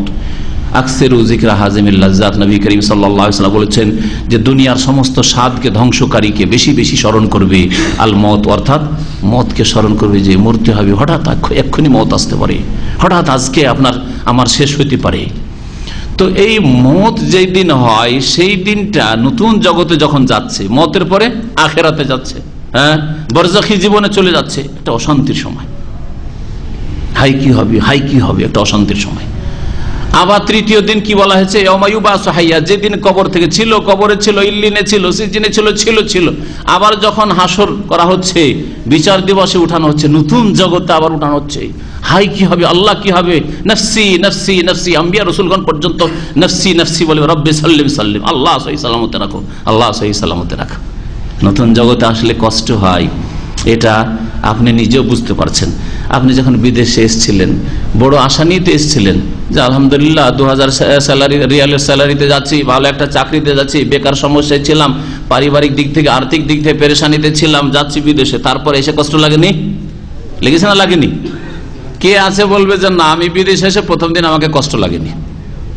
দাম্মামে এসছেন, রিয়াজে এসছেন, মক্কায় মদিনা আসলো আগন্তুক ব্যক্তি, কাউকে চেনেন না, কেউ আপনাকে চেনে না। সবচেয়ে ভালো সফর আমার মদিনা ইউনিভার্সিটির অ্যাডমিশন, আমার জীবনে সফর মনে করি।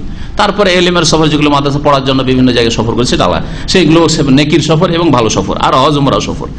মদিনায় প্রথম দিন যখন পৌঁছি, তখন আমাকে কেউ জিজ্ঞাসা করে, খেয়েছেন, খাবেন কোথায়, কোথায় মাতাম ক্যান্টিন আছে, কিভাবে খেতে হবে, ওর জন্য কি করতে হবে, কিভাবে কি, কোনটার পরে কি করতে হবে, অ্যাডমিশনটা কমপ্লিট কি করে করতে হবে। নতুন কেমন যেন লাগছে নতুন জায়গায়, অথচ কত আগ্রহের সাথে এসেছি, তারপরে যেন কেমন লাগছে, ঠিক না? নতুন জায়গায় আসলে একটু অশান্তি মনে হয়। প্রথম যখন দাম্মামে 15 বছর আগে আসলাম, আসার পরে জামি মসজিদের কাছে নামলাম, আসতে দেখলাম ওখানে তখন ইসলামিক সেন্টার ছিল, উঠলাম তো ঠিকই, এক বাঙালি ভাইয়ের সাথে দেখা হইলো, শুধু দেখে এই দিকে মনে হয় আছে, আর গেল না, দ্রুত টান দিল, ওতেই বুঝলাম যে ব্যাপার সবার খারাপ আছে, এই ইসলামিক সেন্টারকে পছন্দ করে না। তখন বাংলা সেকশনে কেউ ছিল না, কিন্তু ও টান দিল। পরে কিছুদিন পরে ওর সাথে বারবার করে দেখা হয়, দেখি যে পাক্কা আমাদের তবলিগি ভাই। হ্যাঁ, এইখানে একটা ইসলামিক সেন্টার আছে, এই লোটান ভাই, দিল টান। আল্লাহ জাযায়ে খের দিক, ওই সাবকর বাস, যেহেতু রিয়াজে ফ্লাইট ছিল, রিয়াজের নামিয়ে দিল রিয়াজে, রিয়াজ থেকে বাসে আসতে হইলো সাবকতে, তো এক বাঙালি ড্রাইভার ছিল সাবকর, সে বাঙালি ড্রাইভার সাবকরকে বললেন যে ভাই, আমি দাম্মামের তো কিছুই চিনি, রিয়াজ কয়েকবার ঘুরেছি, তারপরে যদি মক্কা মদিনা জিদ্দা হইতো চিনি অনেকটাই, কিন্তু এই সব এলাকা তো চিনি না, প্রথম নেমেছি। বলছে আমি দেখেন বাসে তো বেশি দূর নামাইতে পারবো না, তবে আমি বাস স্ট্যান্ডে আপনি নামিয়েন না, আমার গাড়িতে বসে থাকেন, বাসে বসে থাকেন, আমি হোটেলে খেতে যাব, এটা জামে মসজিদ এখানে বড় আছে, ওখানে কি আমি যাই না কোথায় ইসলামিক সেন্টার, ওখানে কি আপনাকে নামিয়ে দেবো। এই সামনে এসে ওই যে রিয়াজ ব্যাংকের কাছে আমাকে ওই নামিয়ে দিল, আর বলে যে এই সামনে যান, জামে মসজিদ আছে, ওখানে গেলে খোঁজ পেয়ে যাবেন ইসলামিক সেন্টার কোথায়। সুবহানাল্লাহ। তাহলে একটা নতুন জায়গায় দিনের কাজে আসছি, ভালো দেশে আসছি, তারপরেও আমাকে একটু কষ্ট লেগেছে, না লাগে নাই? সবাইকে এরকম লেগেছে। আল্লাহ পাক রব্বুল আলামিন এই 3 অবস্থার কথা উল্লেখ করেছেন, যে 3টি অবস্থায় এক দুনিয়া থেকে আরেক দুনিয়ায় যখন পদার্পণ করে, তখন মানুষকে কষ্ট হয়, মানসিক দিক থেকে, শারীরিক দিক থেকে কষ্ট হয়। ওই সময় ও ইয়াহিয়া আলাইহিস সালামের কোনো কষ্ট নেই, সালামুন আলাইহি, তার উপর শান্তি বর্ষিত হোক, তার জন্য শান্তি আর শান্তি রয়েছে, কোনো অশান্তি নেই। ইয়াউমা ওয়ালিদা, যেই দিন সে ভূমিষ্ঠ হয়েছে, ওয়া ইয়াউমা ইয়ামুত, যেদিন মওত হবে, কোনো পেরেশানি নেই, শান্তি আর শান্তি। ওয়া ইয়াউমা ইউবাসু হাইয়া, যেই দিন জীবিত করে উঠানো হবে, বিচার দিবস হাজির করা হবে, সেই দিনও শান্তি আর শান্তি ইয়াহিয়া আলাইহিস সালামের জন্য। আল্লাহ পাক রব্বুল আলামিন তারপরে মারিয়াম আলাইহিস সালাম এবং তার ছেলে ঈসা আলাইহিস সালাম, ঈসা আলাইহিস সালামের জন্মের বিবরণ বর্ণনা করছেন। মহান আল্লাহ ইরশাদ করেছেন, ওয়াজকুর ফিল কিতাবি মারিয়াম, হে নবী তুমি আলোচনা করো বা স্মরণ করো ফিল কিতাবে, কিতাবে অর্থাৎ আল কোরআনে, আল কোরআনের ভাষায়, কোরআনে কারীমের আয়াতে তুমি স্মরণ করো মারিয়াম আলাইহিস সালামের কথা বা তার ঘটনা। এযিন তাবাদাত মিন আহলিহা মাকানান শারকিয়া, যখন সে আলাদা হয়ে চলে গেল নিজ পরিবার থেকে পূর্ব দিকের এক স্থানে। ফাত্তাখাযাত মিন দুনিহিম হিজাবান, এবং নিজের আপনজন আত্মীয় স্বজনকে ছেড়ে সেই জায়গায় একটা পর্দার ব্যবস্থা করে নিল। ফারসালনা ইলাইহা রুহানা, তখন সেখানে তার উদ্দেশ্যে আমার রূহ জিবরাইল আলাইহিস সালামকে আমি পাঠিয়ে দিলাম। ফাতামাসসালা লাহা বাশারান সাওয়িয়া, সেখানে গিয়ে জিবরাইল আলাইহিস সালাম এক সুস্থ সবল মানুষের রূপ ধারণ করে তার সামনে হাজির হইল। আমি তরজমা করে দিলাম, বুঝে নিয়েছেন না? সহজ অবশ্য বুঝে নিয়েছেন অনেকটাই। ঘটনা হচ্ছে যে মারিয়াম আলাইহিস সালাম মেয়ের জন্ম হইল, তার মায়ের পেট থেকে যে জন্ম হয়েছিল তার আলাদা একটা বিবরণ আছে সূরা আলে ইমরান, আল্লাহ পাক বর্ণনা করেছেন। তার মা কি চেয়েছিলেন? তার মা চেয়েছিলেন যে আল্লাহ একটা ছেলে হোক, আর ছেলেটা মসজিদে বাইতুল মুকাদ্দাসের, মসজিদে আকসা বাইতুল মুকাদ্দাসের খেদমত করবে, আর এই নেকি আমার চলতে থাকবে, আমারও নেকি হবে, ছেলেরও নেকি হবে। কিন্তু ছেলে না হয়, ছেলে সন্তান না হয় কি হলো? মেয়ে সন্তান হইল। আল্লাহ তো মেয়ে হয়ে গেল, মেয়েকে আবার মসজিদের খেদমতে কেমন করে দেব? হ্যাঁ, বলে মারিয়াম। তবে আল্লাহ যখন মেয়ে দিয়েছেন, তবে এই মেয়ে অন্য পুরুষদের মতো না, অনেক পুরুষ চাইতে ভালো হবে আল্লাহর কাছে। এটা হচ্ছে সুধারণা, এটা হচ্ছে ভালো আশা। আপনার যদি আল্লাহ ছেলে চাইলেন, ছেলে আল্লাহ দিলেন না, শুধু মেয়ে মেয়ে, তারপরে আল্লাহর কাছে এই আশা রাখেন, যে আশা মারিয়াম আলাইহিস সালামের মা আল্লাহর কাছে প্রকাশ করেছে, ওয়ালাইসা যাকারু কাল উনসা, আমার এই মেয়ের মতো পুরুষ হতে পারে না, ইনশাআল্লাহ আল্লাহ আমাকে ভালো মেয়ে দিয়েছেন। এই মেয়ের পেট থেকে বড় একজন রাসূল ঈসা আলাইহিস সালামের জন্ম হইল। আর তো আল্লাহ পাক রব্বুল পাক মুজিজা স্বরূপ, সেটা অলৌকিকত্ব। তো আল্লাহ পাক রব্বুল আলামিন ইরশাদ করছেন যে এখানে চলে আসি এখন। মারিয়াম আলাইহিস সালাম ধীরে ধীরে বড় হলেন, তার জন্য তিনি নিজের বাড়িতে না থেকে পর্দার একটা ব্যবস্থা করেন, সেখানে ইবাদত বন্দি করতেন, আর সেখানে নির্জনেই তিনি থাকতেন মসজিদ সংলগ্ন, বাইতুল মুকাদ্দাস সংলগ্নে। সেই সময় আল্লাহ পাক রব্বুল আলামিন তার ফেরেশতা জিবরিল আলাইহিস সালামকে পাঠালেন, যেই সময়টাই মারিয়াম আলাইহিস সালাম সাবালিকা হয়ে গেছেন। তাফসীরকাররা লিখেছেন যে তিনি গোসল অবস্থায় ছিলেন, অথবা গোসল করছিলেন বা গোসল করে নিয়েছিলেন সেই সময়, যে মাসিক ঋতুতে না পাক হয় তারপরে তিনি পাক হয়েছিলেন। ওই সময়গুলিতে আল্লাহ পাক পাঠিয়েছিলেন। আর জিবরাইল আলাইহিস সালাম ফেরেশতা রূপে না, কারণ ফেরেশতা রূপে যদি আসে তো একজন সাধারণ মানুষ সেটা হয়তো বরদাস্ত করতে পারবে না, হ্যাঁ, বেহুশ হয়ে পড়বে, মারাও যেতে পারে। মানুষের রূপে, কিন্তু মানুষের রূপে আসলে আবার ভয়, একজন পুরুষ মানুষ, আমার সামনে একজন পুরুষ মানুষ, আমি একাই আছি, তাহলে একজন মহিলা কি ভাববে? অবশ্যই যদি নেক সতী মহিলা হয় তাহলে তার দুশ্চিন্তার শেষ থাকবে না। কোন মুসিবত আসলো রে বাবা, কোন মুসিবত আসলো আমার। ফাতামাসসালা লাহা বাশারান সাওয়িয়া, এক সুস্থ সবল মানুষের আকারে জিবরাইল আলাইহিস সালাম গিয়ে হাজির। কালাতিন্নি আউযু বিররহমান ইন কুনতা তাকিয়া, সাথে সাথে আল্লাহর কাছে পানা চাইছেন। কালাত, বললেন মারিয়াম আলাইহিস সালাম, আমি আমার দয়াবান দয়ালু আল্লাহর আশ্রয় গ্রহণ করছি, মিনকা, তোমার মতো মানুষ থেকে, ইন কুনতা তাকিয়া, তুমি যদি আল্লাহ ভীরু হও, তুমি যদি সংযত পাপ মুক্ত হও, আল্লাহকে যদি ভয় করো, মুত্তাকি হও, তো খবরদার আমার কাছে আসবে না, দূরে থাকো। তুমি এখানে কেন এসছো? তুমি এখানে, আমি একা একজন মহিলা আছি, তুমি এখানে কেন আসলে? আজকালকার কলেজ ইউনিভার্সিটির মেয়ে নয়, হ্যাঁ হ্যাঁ, কলেজ ইউনিভার্সিটির মেয়েদের বক্তব্য আজকাল শুনেছি, সুবহানাল্লাহ। আমার অনেক বন্ধু মহল, আগের বন্ধু মহল মানে আজকে থেকে 20-25 বছর আগে তারা স্কুল কলেজে পড়াশোনা করেছে, তাদের যুগে আর আজকালকার যুগে তো আরো এই ফিতনা বেড়েছে। বলছে, আরে এটা বন্ধু না থাকলে হয়, যার বন্ধু নেই তার আছেই বাকি। এক যুবতীর যদি কোনো বয়ফ্রেন্ড না থাকে তা আছেই বাকি তার। আর যদি এক যুবকের যদি বান্ধবী না থাকে তো আছেই বাকি, এই রকমের ধারণা আজকাল। এই শিক্ষা অঙ্গনগুলি পাপের জায়গা হয়ে গেছে, পাপের জায়গা হয়েছে। কারণ এখানে তো তরবিয়ত হয় না, তালিম আছে কিন্তু তরবিয়ত নেই। শিক্ষা আছে কিছু, কিন্তু আদর্শ শিক্ষা নেই। দুনিয়ার গরজে শিক্ষা হচ্ছে, কি করে পেটে বেশি ঢুকানো যাবে, পকেটে বেশি ঢুকানো যাবে, ওপরে কি করে উঠানো যাবে, নেতৃত্ব কি করে পাওয়া যাবে, এইসব শিক্ষা হচ্ছে। কিন্তু আদর্শ শিক্ষা তো হচ্ছে না। সেই বাসে তো না আল্লাহর কথা শেখানো হচ্ছে, না পরকালের কথা শেখানো হচ্ছে, না তাকওয়ার কথা শেখানো হচ্ছে, না জবাবদেহির কথা শেখানো হচ্ছে, না আখিরাতের কথা শেখানো হচ্ছে, না জান্নাত জাহান্নামের কথা শেখানো হচ্ছে, যার ফলে অসৎ অসতি তৈরি হচ্ছে।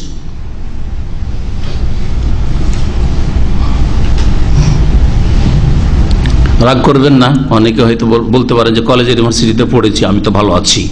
এটা আল্লাহ পাকের খাস রহমত, বলেন আলহামদুলিল্লাহ। হাজারে একটা দুটা ঠিক থাকা ওটা অমুসলিমদের মধ্যেও আছে। হ্যাঁ, খারাপ পরিবেশেও কিছু অল্প ভালো থাকা সেটা আছে, কিন্তু অধিকাংশ ভালো হইতে হবে, ছেলে ভালো হইতে হবে, অধিকাংশ মেয়ে স্কুল কলেজ ইউনিভার্সিটি থেকে ভালো হয়ে আসতে হবে, আদব আখলাক শিখে আসতে হবে, আল্লাহ ভীরুতা শিখে আসতে হবে, চরিত্র গঠন করে আসতে হবে। এটা হচ্ছে আসল উদ্দেশ্য শিক্ষা অঙ্গনের। শিক্ষা প্রতিষ্ঠানে যদি এই উদ্দেশ্যই না থাকে, তো এমনি প্রাকৃতিক ভাবে শতকরা একটা অথবা হাজারে দুটা তিনটে ভালো হওয়া স্বাভাবিক, ভালো হবে।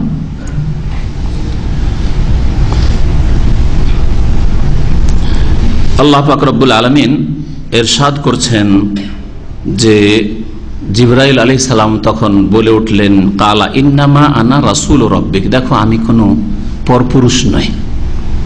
ফেরেশতাদের কোনো যৌন চাহিদাই নেই, আল্লাহ পাক ওটা রাখেনি। কারো যৌন চাহিদা থাকলেই না ফিতনার আশঙ্কা আছে। ফিতনার আশঙ্কা আছে, এই জন্য হিজাব করতে হবে। যতই বড় আল্লাহর ওলি হয়ে যান না কেন, আর যতই বড় সাহাবী জালিলুল কাদর সাহাবী আর তাবি আর মুহাদ্দিস ইমাম বুখারী আর ইমাম আবু হানিফা হয়ে যান না কেন, যতই বড় আলেমে দ্বীন আর দ্বীনের দায়ী হয়ে যান না কেন, তারপরেও যেহেতু আল্লাহ পাক এই খিদা যৌন ক্ষুধা দিয়েছেন, সুতরাং আপনার সামনে অপর মহিলাদের হিজাব হইতে হবে, আমার সামনে অপর মহিলাদের হিজাব হইতে হবে, ফরজ। এই কথা বললে হবে না যে শেখ তো আল্লাহর লোক, আরে তো বৃদ্ধ মানুষ, আল্লাহর ওলি মানুষ, পরেশগার তাহাজ্জুদ গুজার মানুষ, অসুবিধা কি? হ্যাঁ, আমার বিবি গেল সালাম দোয়া একটু করলো, অসুবিধাটা কি? না, এইসব ফিতনার রাস্তা। আল্লাহর ওলিও কখনো শয়তানের ওলি হয়ে যেতে পারে। যেই ব্যক্তি আজকে আল্লাহর ওলি দেখছেন, সে কালকে শয়তানের ওলি হয়ে যেতে পারে, সে চরিত্রহীন হয়ে যেতে পারে। আল্লাহ কি কোনো নিশ্চয়তা দিয়েছেন যে শেষ মত পর্যন্ত সে সৎ জীবন যাপন করবে? কখন না। তাহলে ফিতনা থেকে বাঁচাতে হবে, ছেলেদেরকেও ফিতনা থেকে বাঁচাতে হবে, মেয়েদেরকেও ফিতনা থেকে বাঁচাতে হবে। কিন্তু ফেরেশতা ব্যতিক্রম, আল্লাহ পাক ফেরেশতাদেরকে আল্লাহ লা ইউযাক্কিরু কোন লিঙ্গই দেননি আল্লাহ পাক রব্বুল আলামিন, মুযাক্কিরু না মুআন্নাস না। মেয়ের যেমন একজন মেয়ের যুবতীর যুবকের দিকে চাহিদা সেটাও নেই, আর একজন যুবকের যেমন যুবতীর দিকে চাহিদা সেটাও নেই। আল্লাহ পাক এই ক্ষমতাই দেননি বা এই গুণই দেননি, বৈশিষ্ট্য দেননি ফেরেশতাদের। বললেন ফেরেশতা, ইন্নামা আনা রাসূল রাব্বিকি, আমি হে মারিয়াম তোমার রবের পক্ষ থেকে দূত হয়ে এসেছি, রাসূল, বার্তা নিয়ে এসেছি। লে আহাবা লাকে গোলামান জাকিয়া, তোমাকে পাক পবিত্র সন্তান দেওয়ার উদ্দেশ্যে, দান করার উদ্দেশ্যে। তো দানকারী কে? আল্লাহ। কিন্তু ভাষা, বাহ্যিক ভাষা হচ্ছে, মনে হচ্ছে যে আমি তোমাকে দেওয়ার জন্য এসেছি। এর একটি ব্যাখ্যা হচ্ছে যে আল্লাহ পাক রব্বুল আলামিনের কথা এটা, যে আল্লাহ দেবেন আমাকে। আল্লাহ বলছেন যে আহাবালাকে গোলামান জাকিয়া, যেন এটা হচ্ছে কালামুল্লাহ, আল্লাহর কথা। আল্লাহ বলছেন যে তোমাকে পাক পবিত্র সন্তান দেব। অথবা এখানে কিছু কিছু অনুবাদক এইভাবে বলেছেন যে তোমাকে আমি সুসংবাদ দিতে এসেছি আল্লাহর পক্ষ থেকে নেক সন্তান দানের। আল্লাহ নেক সন্তান দান করবেন, তার সুসংবাদ দাতা হিসাবে এসেছি, দানকারী হিসাবে নয়। আর জিবরাইল আলাইহিস সালাম সুসংবাদ দিতে এসেছিলেন।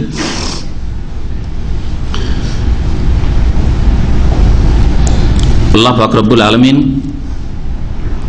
বলছেন যে তার উত্তরে মারিয়াম আলাইহিস সালাম বললেন, আন্না ইয়াকুনু লি গোলাম, আরে আমার সন্তান কি করে জন্মাবে?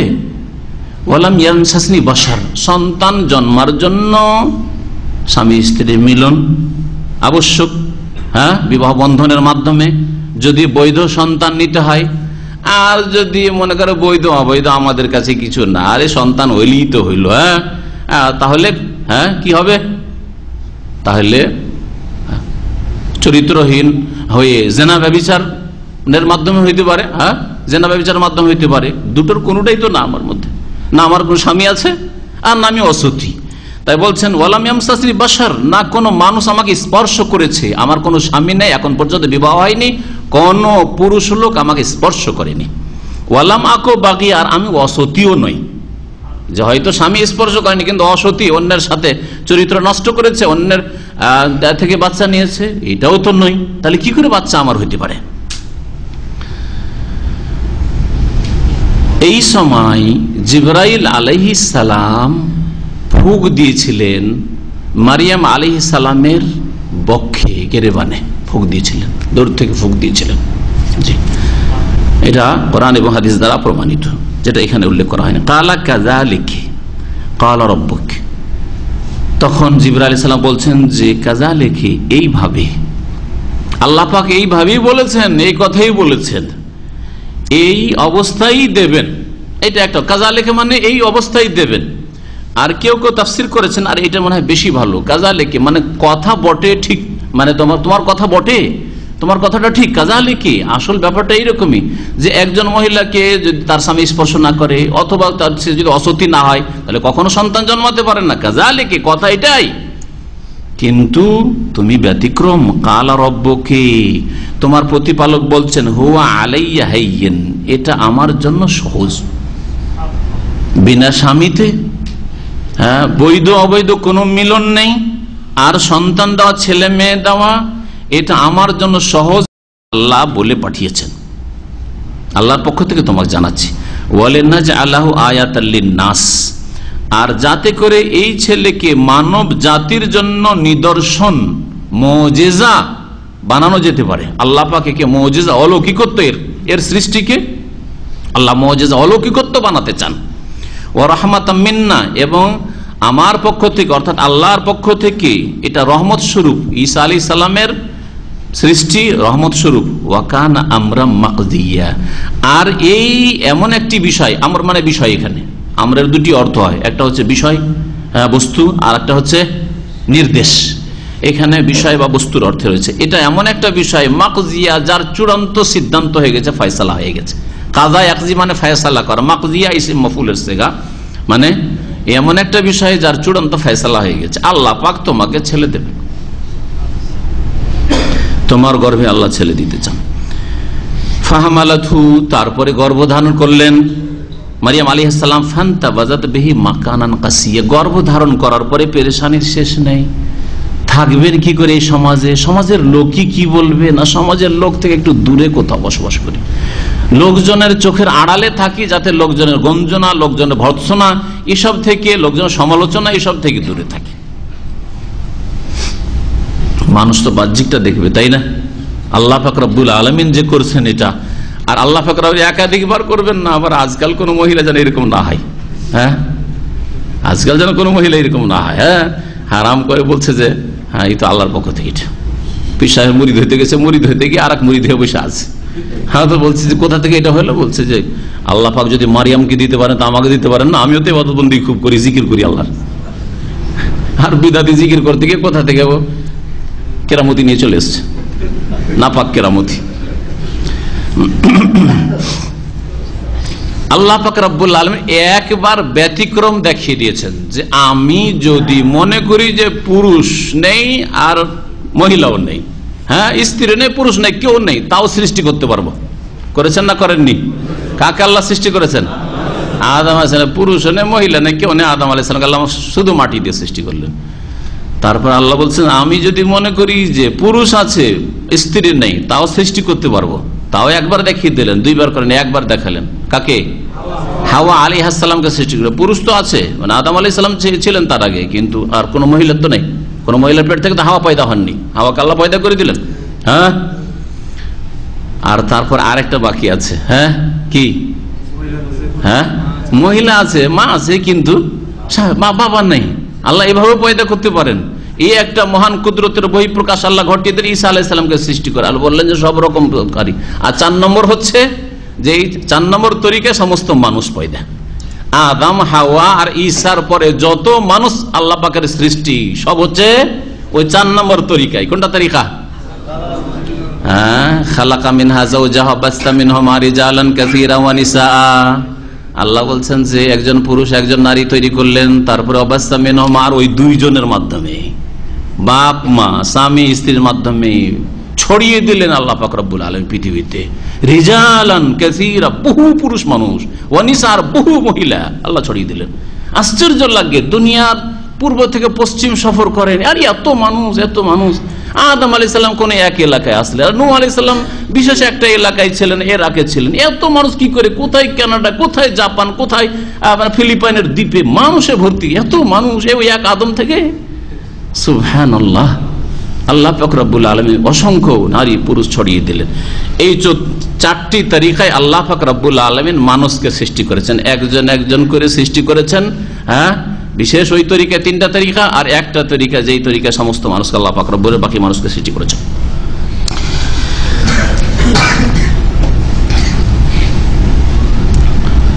মহান আল্লাহ ইরশাদ করেছেন ফাহামালাতু, গর্ভধারণ করলেন, ফান্তাবাজাত বিহি মাকানান কাসিয়া, তারপরে তিনি পৃথক হয়ে গেলেন, ইন্তাবাজা আলাদা হয়ে গেলেন, এক সাইডে হয়ে গেলেন, পৃথক হয়ে গেলেন তাকে নিয়ে, মানে ওই গর্ভ নিয়ে, পেটে বাচ্চা নিয়ে, মাকানান কাসিয়া, দূরের এক স্থানে, দূরবর্তী স্থানে। কাসিয়ান এখান থেকে হচ্ছে আকসা, মসজিদ আকসা, দূরের স্থানে তিনি চলে গেলেন, যেন লোকজনের নজরে না পড়ে, লোকজন কিছু না বলতে পারে।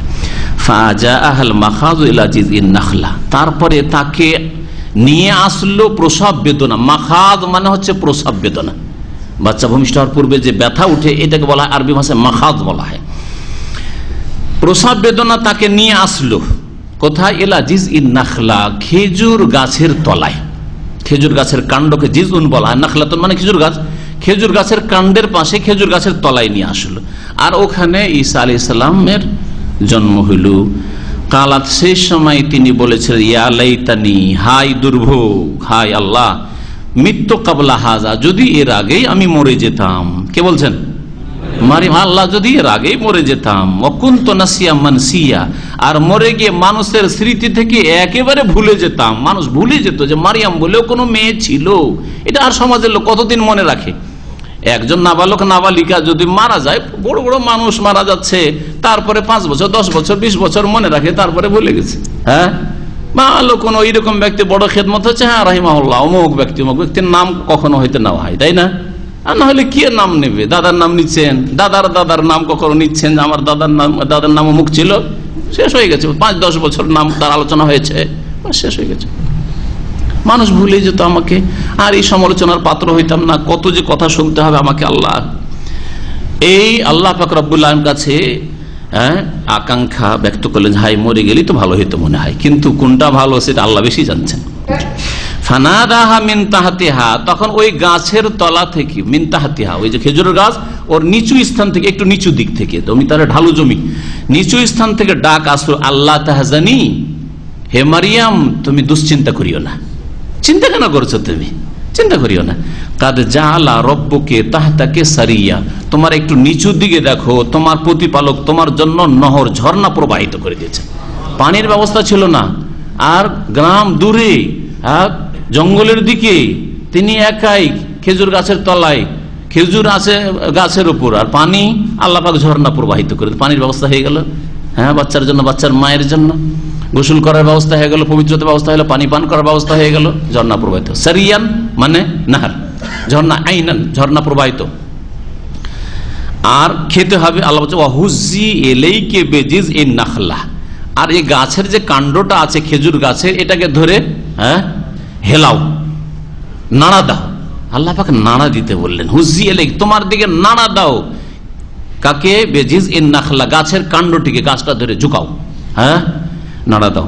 তুসাকিত আলাইকা রুতাবান জানিয়া, তখন পাকা তাজা খেজুর তোমার উপর পড়তে থাকবে। যেমন ঝাঁকানি দেবে, তেমনি পাকা খেজুরগুলি, রোতাব মানে হচ্ছে তাজা খেজুর, আর জানিয়ান মানে পাকা খেজুর, সুন্দর খেজুর, সুন্দর পাকা খেজুর তোমার পড়তে থাকবে, আর তুমি খেতে থাকবে।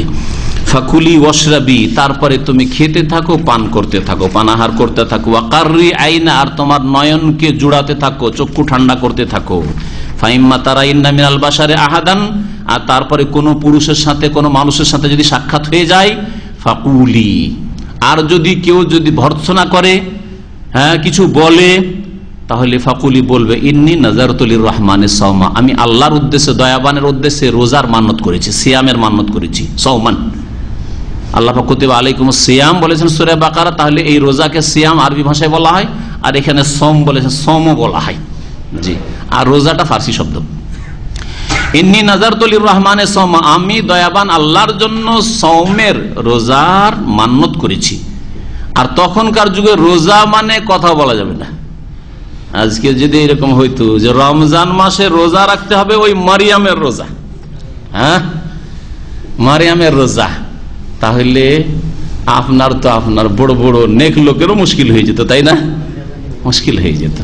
আচ্ছা, ওই বিদআতপন্থীদেরকে বলে, যে বিদআতপন্থীরা বলে যে আদম আলাইহিস সালামকে যদি সেজদা তাজিমি করতে পারে ফেরেশতারা, তো আমরা যদি পীরকে সেজদা করলাম, মাজারকে সেজদা করলাম, তো কি হইল?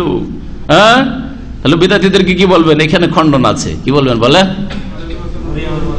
আরে মারিয়াম আলাইহিস সালাম মুখ বন্ধ করে রোজা রেখেছেন, তোমরাও রোজার দিনে একটাই বিদাতি মোল্লারা সব এই কুলখানি আর বিদাত মিলাদ খানি আর এই যারা সব কবর মাজারের ব্যবসা করছো, পীর মুরিদের ব্যবসা করছো, খবরদার তোমার রোজার অবস্থা একটা কথা বলবে না, মারিয়ামের রোজা রাখো।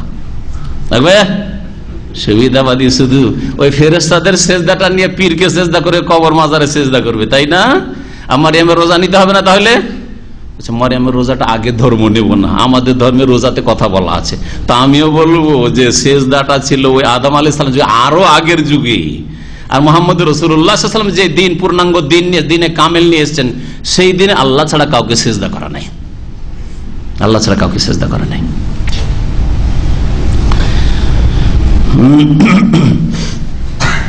যখন কোনো মানুষকে দেখবে তখন বলবে, কথা বলতে যদি চাই বলবে ইন্নী নাযারতুলির রহমানে। অনেক সময় ভর্ৎসনা দিচ্ছে, কথা বলছে, আর যদি কথা না বলে, উত্তর না দেন, তো কি করে? হ্যাঁ, জবাব সরে না, কথা বলতে পারে না, লজ্জা লাগে না, কি কাজ করে এসছো, এটাও তো বলতে পারে। তখন কি করবে? ইশারা করবে যে আমি রোজা রেখেছি, রোজা রেখেছি, সুতরাং কথা বলা যাবে না। ইন্নী নাযারতুলির রহমানে, ইশারাতে কথা বলবে যে আমি, ইশারা করলে বোঝা যায় যে আমি রোজা আছি। কেউ খেতে বলছে, বুঝতে পারছি আমি খাবো না, রোজায় আছি। ফালান উকাল্লিমাল ইয়াওমা ইনসিয়া, সুতরাং আজকে কোনো মানুষের সাথে কথা বলবো না। ইনসিয়া ইনসান, কোনো মানুষের সাথে কথা বলবো না, কথা বলা যাবে না। তাহলে বোঝা গেল তখনকার রোজা কত কষ্টকর ছিল। বলেন আলহামদুলিল্লাহ যে রোজার অবস্থায় জায়েজ কথা আল্লাহ বলা জায়েজ করেছেন। ভালো কথা বলতে পারেন, বৈধ কথা পর্যন্ত বলতে পারেন, হ্যাঁ নাজায়েজ কথা বলবেন না, গান বলবেন না, হ্যাঁ অশ্লীল কথা বলবেন না, গাল বলবেন না, গীবত বলবেন না, চুগলখুরি করবেন না, ঝগড়া বিবাদের কথা বলবেন না, ফিতনা লাগাবেন না। রোজার অবস্থায় এমন কোনো কথা বলবেন না যাতে আল্লাহ অসন্তুষ্ট হন, না তো রোজা কমজোর হয়ে যাবে। ফাতাত বিহি কওমাহা, তারপরে নিজ সম্প্রদায়ের কাছে সেই শিশুকে নিয়ে আসলো। তাহমেলুহু, নিজের কোলে উঠিয়ে, হামালে হামাল মানে বহন করে। কালু, তখন লোকেরা বলতে লাগলো ইয়া মারিয়াম, হে মারিয়াম, লাকাদ জি'তা শাইয়ান ফারিয়া, তুমি তো এক অদ্ভুত কাজ করে নিয়ে এসেছো, বড় অন্যায় কাজ করে নিয়ে এসেছো, কি করলে তুমি? ফারিয়া, চরম অপরাধের কাজ করেছো তুমি। ইয়া উখতা হারুন, হে হারুনের বোন। হতে পারে যে মারিয়াম আলাইহিস সালামের আত্মীয়দের মধ্যে নিজের কেউ হারুন বলে ভাই ছিল, নিজের ভাই না হোক পিতৃয় বা আর কেউ হইতে পারে, অথবা ওই বংশে ছিল। আরবরা এইভাবে বলে বংশে কেউ একজন হারুন বিখ্যাত লোক আছে, ও হারুনের বোন। এটা কেউ কেউ বলেছেন না, তার হারুন ভাইটাই ছিল না, কিন্তু ওই যুগে হারুন একজন নেক লোক ছিল। আর কোন নেক মহিলা নেক পুরুষকে আরবরা কি বলে, এও এইরকমই, সুতরাং এ হচ্ছে হারুনের ভাই। যেমন আজকাল ওই যারা বেদিন লোক, তারা দাড়িওয়ালা লোকদেরকে, পরেশগার লোককে দেখলে বলে যে লাদেন, হ্যাঁ হ্যাঁ, না আল কায়দা, না হে বাংলা ভাই। বাংলাদেশে যান, ওই যারা বেদিন বিধর্মী লোক, মুনাফিক লোক, তারা একটু দাড়ি টাড়ি দেখলে, পরেশগারি তাকওয়া দেখলে আপনাকে বলে যে বাংলা ভাই চলে এসছে, অথচ আপনার বাংলা ভাইয়ের সাথে কোনো সম্পর্ক নেই। তারা ছিল খারেজি গোমরা, আপনি কোরআন সুন্নাহর অনুসারী, ঠিক না? তো ওই রকমই তাহলে আমাদের ভাষাতে এরকম আছে। ওইভাবেই জাতির লোকেরা বলেছিল একে মারিয়াম আলাইহিস সালাম কি আউখতা হারুন, হারুন কত ভালো মানুষ ছিলেন, আর তুমি হারুনের বোন, আর এই কাজ করে এসছো তুমি, ইয়া উখতা হারুন। অথবা হারুন মুসা আলাইহিস সালামের ভাইয়ের কথাই বলে হইতে পারে যে প্রসিদ্ধ ব্যক্তি একজন নবী ছিলেন হারুন, আর সেই বংশেরই তুমি মহিলা, আর তোমার দ্বারা এই কাজ হয়েছে, এই জন্য ইয়া উখতা হারুন বলেছিল, এটাও হইতে পারে। মা কানা আবুকা ইমরা সাউইন, তোমার বাবা তো কোনো খারাপ লোক ছিল না। ইমরন মানে মানুষ, আর সাউন মানে খারাপ, খারাপ মানুষ ছিল না। অমা কানাত উম্মুকে বাগী, আর তোমার মাও তো কোনো অসতী ছিল না, তুমি কেন এরকম খারাপ হলে? সুবহানাল্লাহ, বিশ্বাস করে মানুষ, বিশ্বাসই করতে চায় না। ফাশারাত ইলাইহি, বাচ্চার দিকে ইশারা করছে, এর সাথে কথা বলো, কথা বন্ধ করে হাতের ইশারায়, হ্যাঁ এর সাথে কথা বলো। কালু, তখন লোকেরা বলল, জাতির লোকেরা, কাইফা নুকাল্লিমু মান কানা ফিল মাহদি সাবিয়্যা, এমন শিশুর সাথে কি করেই কথা বলতে পারি আমরা যে কোলে এখনো শিশু হয়ে রয়েছে, সাবিয়্যা এখনো কোলে, কি আর এর বাকশক্তি খুলেছে? এটা একটা কথা বলতে পারবে না। সাথে সাথে ঈসা আলাইহিস সালামের জবান খুলে গেল। আল্লাহু আকবার। কালা, ঈসা আলাইহিস সালাম বলতে লাগলেন, ইন্নী আব্দুল্লাহ, আমি আল্লাহর বান্দা। না ইবনুল্লাহ, হে খ্রিস্টানরা ভালো করে শুনে রাখো, ইবনুল্লাহ বলেছেন। যদি আল্লাহর পুত্র হইতেন তাহলে সাথে সাথে ইন্নী ইবনুল্লাহ বলতেন। ইন্নী ইবনুল্লাহ বলেছেন, ইন্নী আব্দুল্লাহ, আমি আল্লাহ পাকের বান্দা, আল্লাহর গোলাম। গোলাম দাস কখনো পুত্র হয় না। কোন বাপ, আজকালকার বাপও নিজের ছেলেকে কখনো চাকর দেখতে চায় না, দাস গোলাম দেখতে চায় না, চায় নাকি? হ্যাঁ, ফাসিক পাপিষ্ট বাপও নিজের ছেলেকে কখনো গোলাম, চাকর, আমার বাড়ির গোলাম বলবে, এটা কখনো হইতে পারে না। আল্লাহ পাক রব্বুল আব্দুল্লাহ যখন বলেছেন তাকে, তার মানে তিনি আল্লাহর পুত্র নন। আতানি আল কিতাব, আমাকে আল্লাহ পাক আল কিতাব দিয়েছেন বা দেবেন, ইনজিল দেবেন। ওয়াজা আলানি নবী, আর আমাকে নবী করেছেন বা নবী করবেন, মানে আল্লাহ পাকের তকদিরে লেখা হয়ে গেছে নবী আমাকে করবেন। নিশ্চিত বিষয়, ভবিষ্যতে যা হবে সেই সম্পর্কে মাজির সেগা, পাস্ট টেন্স দিয়ে কোরআনে কারিমে বহু বিষয় উল্লেখ করা হয়েছে। কাদ আফলাহাল মুমিনুন, মুমিনরা পরিত্রাণ পেয়ে গেছে, পেয়ে গেছে না পাবে? পাবে। আফলাহা মাজির সেগা, ইউফলিহ তো বলেননি। তো এইরকমই এখানে ওয়াজা আলেন নবী, মানে আমাকে নবী করবেন। আতানিল কিতাব মানে সাউফা ইউতিনিল কিতাব, আমাকে আল্লাহ কিতাব দান করবেন। ওয়াজা আলানি মুবারাকান, আর আমাকে বরকতময় করেছেন, মুবারক মানুষ করে, আইন আমাকে যেখানেই থাকি না কেন। ওয়াউসানি বিসসালাতি ওয়াজ যাকাতি মা দুমতু হাইয়া, যতদিন আমি জীবিত থাকবো আমাকে সালাত এবং যাকাতের নির্দেশ দিয়েছেন।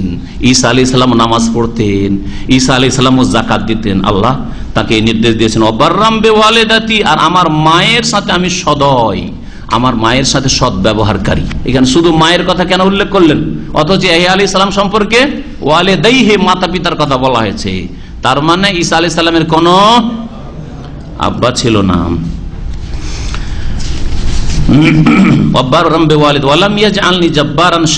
আর আমাকে আল্লাহ পাক রব্বুল আলামিন উদ্ধত বা অহংকারী, দাম্ভিক করেননি, শাকিয়া আর বদনসিবও করেননি, হতভাগাও করেননি। ওয়াসসালামু আলাইয়া, আমার প্রতি শান্তির ধারা বর্ষিত। ইয়াউমা ওয়ালিদতু, যেই দিন আমি পয়দা হয়েছি, জন্ম নিয়েছি। ওয়া ইয়াউমা আমুতু, যেই দিন আমি মৃত্যুবরণ করব। ওয়া ইয়াউমা ইউবআসু হাইয়া, আর যেই দিন আমাকে জীবন্ত করে উঠানো হবে।